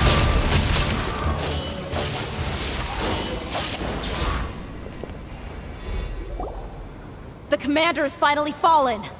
But they're still coming at us! This place is like a gladiator's ring. They just keep coming no matter how many we beat! Yes! Keep fighting! There's no need to fear, and no need to back down! This is our last stand!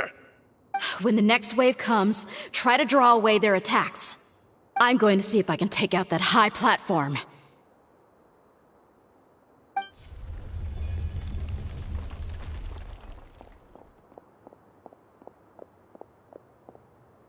Get out of my way! Come and face me, Mishal! So they've broken through the front as well. Apologies, Lord Michal. They fight like absolute madmen. No matter how much we throw at them, they just keep coming for more.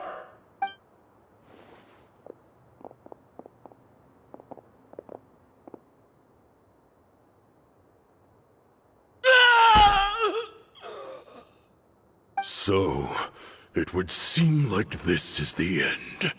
Time to pay for everything you've done, Michal. You think I would give you that opportunity? I will be buried in the sand alongside all the rest of our fading glory.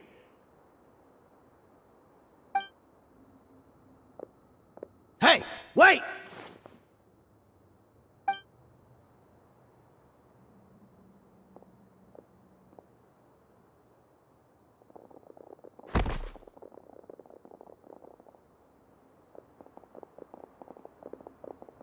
We were too late. It's over. There's no more need to fight. But if you're still going to cling on to your so-called mercenary's pride, then I'll give you all a good beating as well.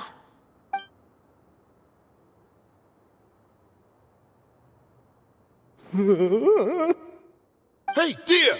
I found the mechanism. I'll get you all back up here right away. Let's go.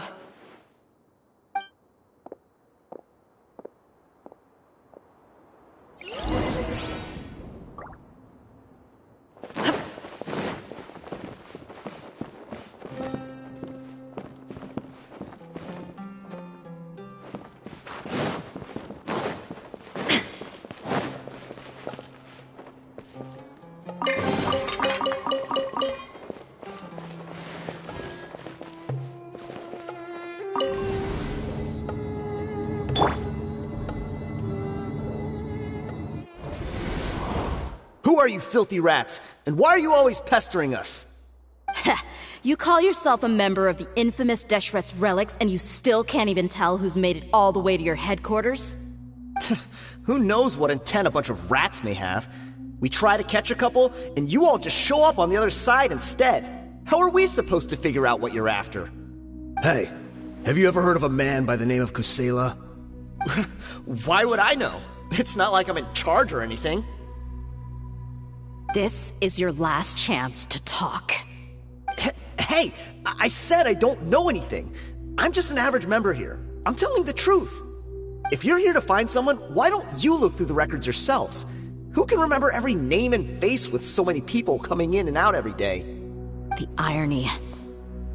His life became a light for so many, yet to others, it wasn't even worth remembering. Where's the records room? Answer me! It's right over there. All the files are in there. You can go through them as much as you want. It's not like any of them still matter anyway. I mean the old records room. The old records room? You mean, the one that got burned down? Kusela. Ah, yeah, I remember him now. The guy who could hardly walk. Watch your mouth. That's our boss you're talking about. He was definitely faking it. We all let our guard down as soon as we saw him come hobbling in. But in the short time it supposedly took him to take a dump, he'd already gotten away and started a fire in the records room. He couldn't have possibly outrun us if he wasn't a fraud. And after that, Deshret's relics fell into complete disarray. Stop wasting our time. Every one of us here is perfectly aware of what he had done. Tell me, where is the old records room? It's just over there. Go see it for yourself if it means that much to you. There's nothing left in there but ashes. No human could ever survive that kind of inferno. Bashar, Tikriti, let's go. We'll leave the others here to guard these guys. Spare them no mercy if they try anything.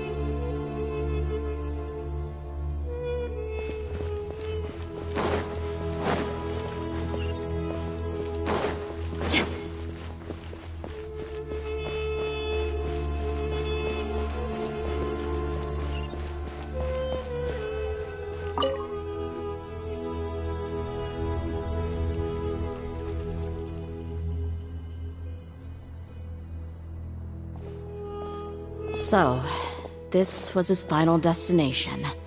How did he do it? Getting past all the guards with a limp and sneaking in here to start a fire? If he was nimble enough to do that, then he must have been able to get out of here after starting the fire, right? Dehya. I'm sorry. I know it's just wishful thinking. Let's look around. Maybe we can find something that's been left behind.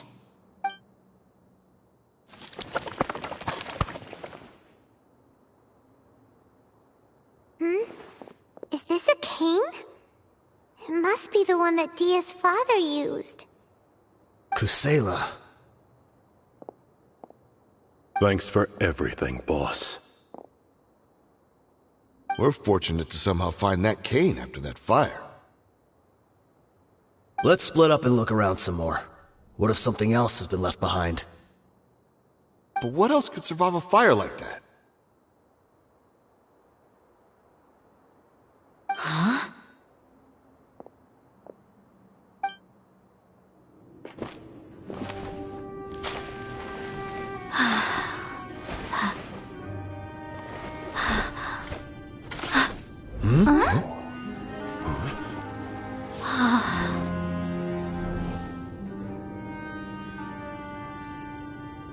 Potso.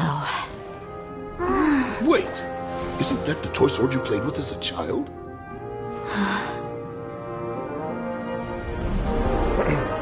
The dragon is no more, for Princess Dehya has slain it. Its head now hangs above the city gates. Her bravery has brought eternal peace and prosperity to us all. Dehya, come on. This is the most important line. You can do it. But Dehya, you defeated the dragon. Everyone's waiting for your speech. Still too shy, huh? All right, I'll do it. I hereby proclaim our victory. Evil shall plague us no more.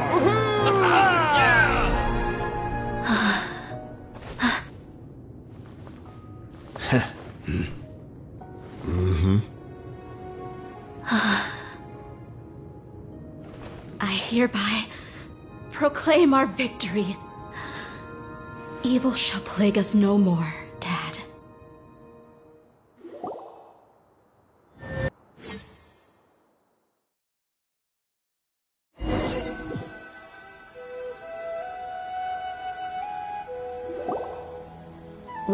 What's this?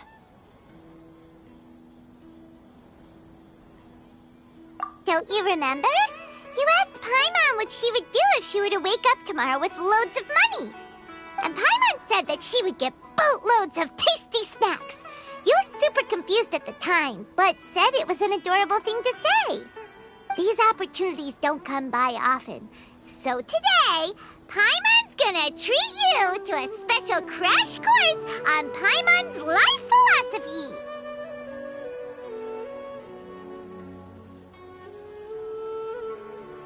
Hey, come on! Paimon's not that stingy.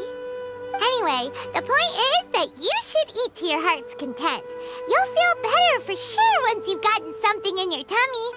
Dunyarzad will also be here shortly. She's already heard that we're back. Aw, thanks, you two. Honestly, this is very unlike me. I just had a lot on my mind on our way back, so I didn't know what to say. My chest was filled with all kinds of intense emotions. They just shook me even more than all the feelings we've shared during our previous adventures. But when everything came to an end, those emotions also vanished without a trace, and I was left feeling more empty than ever before. It was as if I'd lost the thing that was most important to me. Yeah, you're right. To many mercenaries, Mora is the most important thing in the world. But perhaps to us, it's the most worthless thing of all. Idrisi and the others all used to say that they would quit if there was no Mora to be had. But when it came to avenging my father, there was no Mora to be made anywhere. My reality shattered when I found out that the father who always told me hero stories was in fact a bad guy. But look at me now. Am I any different? Despite all my promises about never forgiving him and never trying to understand him, I still went to such lengths to find out the truth and nearly even shed tears for his sake. We're hypocrites, all of us. Yeah, you're right. It's just a pity that we often only recognize our true feelings after it's already too late. You're back! Are all of you all right? Ah, there she is! Yeah. Many people from the Corps of 30 came over, and I just wrapped up everything with my dad. All I can do now is wait for their verdict. Huh? Dehya, you're looking quite down again. Paimon will explain. A lot happened while we were gone.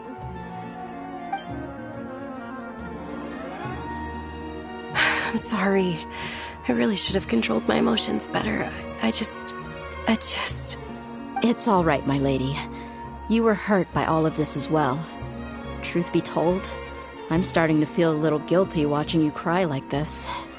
But Dehya, your pain must be even worse. You shouldn't need to comfort me. Hey, don't worry about me. If anything, this whole thing has finally shown me the difference between illusion and reality. My father probably thought that people could settle into new lives as long as they moved to a new environment. That thought has even crossed my mind a few times. It's like saying, what's wrong with adapting to a new life? However, there was always something deep within my mind that refused to accept it. This impulse brought me great turmoil, and even made me feel ashamed for turning my back on your father's kindness. But now that I consider it again, it all makes sense. The desert sands are a part of who I am, and I will never be able to lead a peaceful existence. I understand how you feel. That doesn't mean I won't be making any changes to my life, though. As an example, I'm now thinking about taking on some small odd jobs. It's just like Idrisi said. I also want to catch up to my father and become a character in his play. Even if the ending of the story may be childish and ridiculous, it won't really matter. Isn't that neat, though? Oh, you'll be a whole new kind of mercenary, one that's not out for Mora. Why don't we go for a change of scenery once we finish eating? What about stopping by the Grand Bazaar again? Right. You said you wanted to get a rug for your family. We'll come along too. I can't thank you enough for taking care of me this entire time.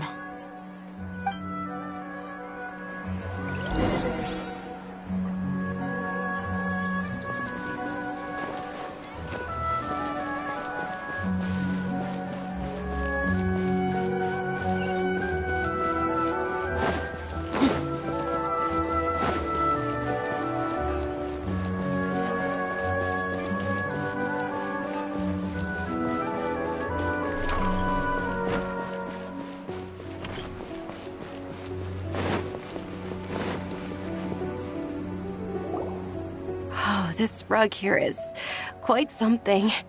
The craftsmanship is exquisite, and the fabric is also of high quality. Ah, here you are. Finally, I found you. Hey! Aren't you that mercenary who bit his tongue? You can still talk? Wait, are you here to take revenge on us? What are you talking about? Do I look like I could take you all in a fight? I just came here to give you something. I'll be on my way to give myself up to the Corps after this. Once I woke up, I hurried to the Khan al-Ahmar's camp, hoping to alert them to your presence. But when I got there, I found no one except the members who were still too injured to move. Ah, so you probably got there after us. Yeah, they told me that they had exacted their revenge, and everyone had turned themselves in to the authorities. Even that last camp was not going to last for much longer. I had joined the cause to repay an old favor from Kusela. Now that everyone's already turned themselves in, I might as well do the same. One of the injured members gave this box to me, and told me that it contained some of the old man's last possessions. Everything left in the camp will get confiscated, so I figured I should get this to you before the court could get their hands on it. Thank you. No worries. We are all just living our own truths. There's no need to comment or judge anyone for it. So this box contains everything that Dehya's father left behind. Huh. It feels lighter than expected. Well, back in the day, the first thing he did with any Mora was spend it on things like drinks and meat. But let's see what's inside. What's this? It's just a bunch of junk. It kinda stinks. Perhaps it's just been left unopened for too long. A handwritten copy of a storybook. The paper's already yellowed, and it looks like it's about to fall apart. It was against the Academia's rules to possess books for personal use. If he was going to break that rule, he could have at least copied something useful. That probably means this was really important to him. And here are a few bags of children's snacks. The packaging's completely deteriorated. Maybe that's where the smell was coming from. Did he get those for you? Yeah, but here's the thing, though. Even when I was a child, I was never a fan of these kinds of snacks. He'd always say that he got them for me, but in the end, he always ate more than I ever did. Who even leaves snacks in a box like this anyway? Isn't that just common sense? Forget it. Let me see what else is in here. A razor, some buttons, some round iron tiles, a wooden toy puppet, a wool scarf, which from the looks of it probably belonged to a woman, and a hair clip? Why are these things here? I'm suddenly feeling a little scared. I'm sorry, my lady, but this is just the kind of man he was. He probably saw this box as some kind of personal trash heap and dumped any and everything in there. 2 empty liquor bottles. Tell me, you guys, are these the kinds of things that a normal person would leave behind? Huh? There's something in the bottle! Oh, you're right. All right, I got it out. It seems to be a piece of paper with some writing on it. The bottom part's all damaged from moisture, though. Let's hope the writing didn't smudge.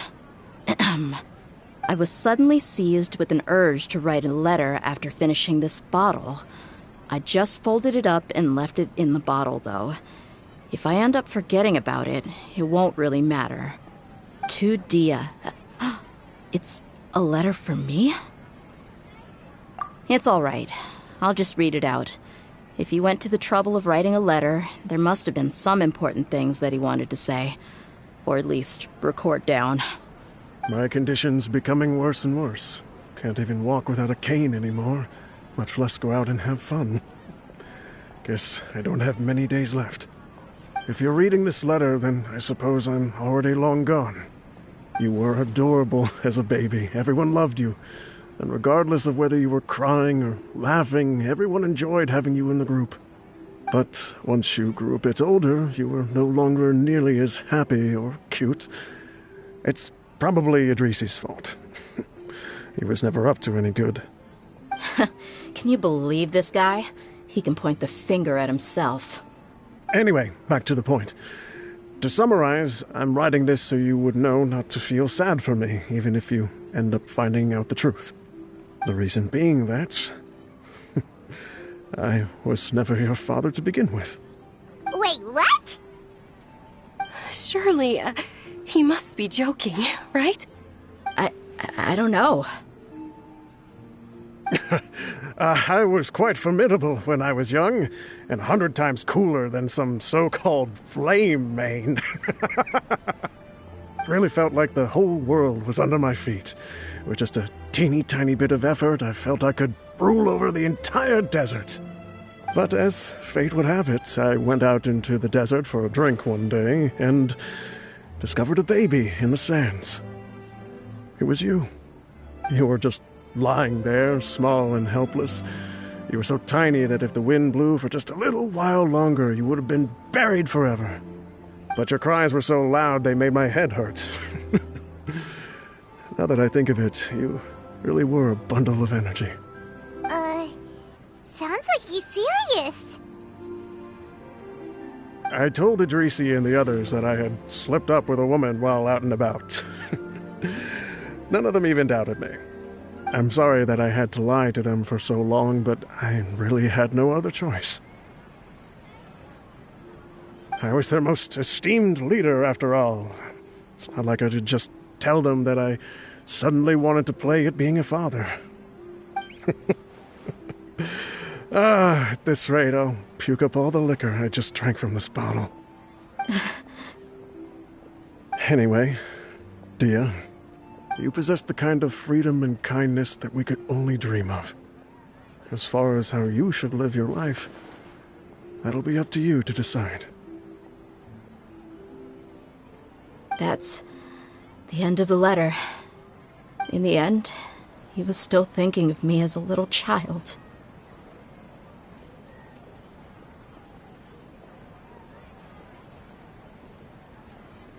I suppose, or I would have suffocated under the sand a long time ago. He was a good father to you. The fact that he wasn't a blood relative doesn't change that. Yeah. It's just a pity that we had to learn the truth of everything like this. Do you already have some ideas about the decision that he wanted you to make? I do. If he first found me alone in the sands, then I want to try my hand at finding the person who abandoned me. I just have one wish. To tell them a story. That there once existed a childish and foolish jerk with a heart of gold. And that only under his care was I able to grow and mature into the person I am today. If you end up finding any leads, can you share them with us? We go on adventures all the time. Maybe we'll be able to find some information for you. Sure, I appreciate it. I wasn't expecting you to be so enthusiastic. I'll help too. Thank you. All of you. Thank you so much. My life has certainly had its twists and turns, but I've always considered myself lucky. Because no matter where I've gone, I've always been surrounded by incredible kindness.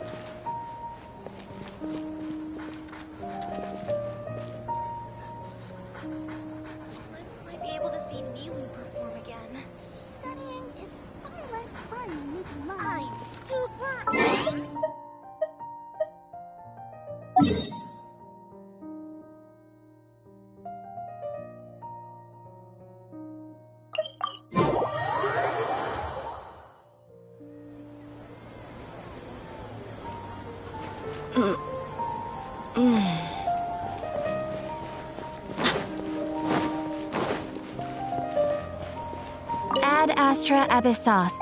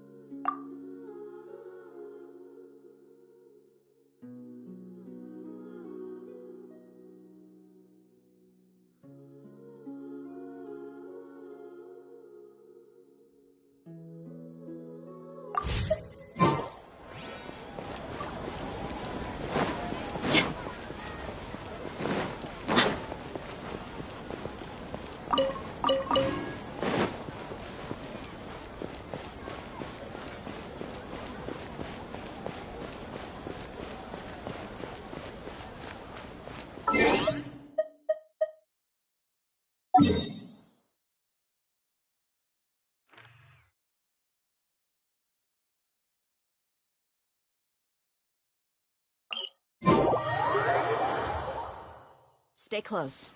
No going off on your own. The desert doesn't take prisoners.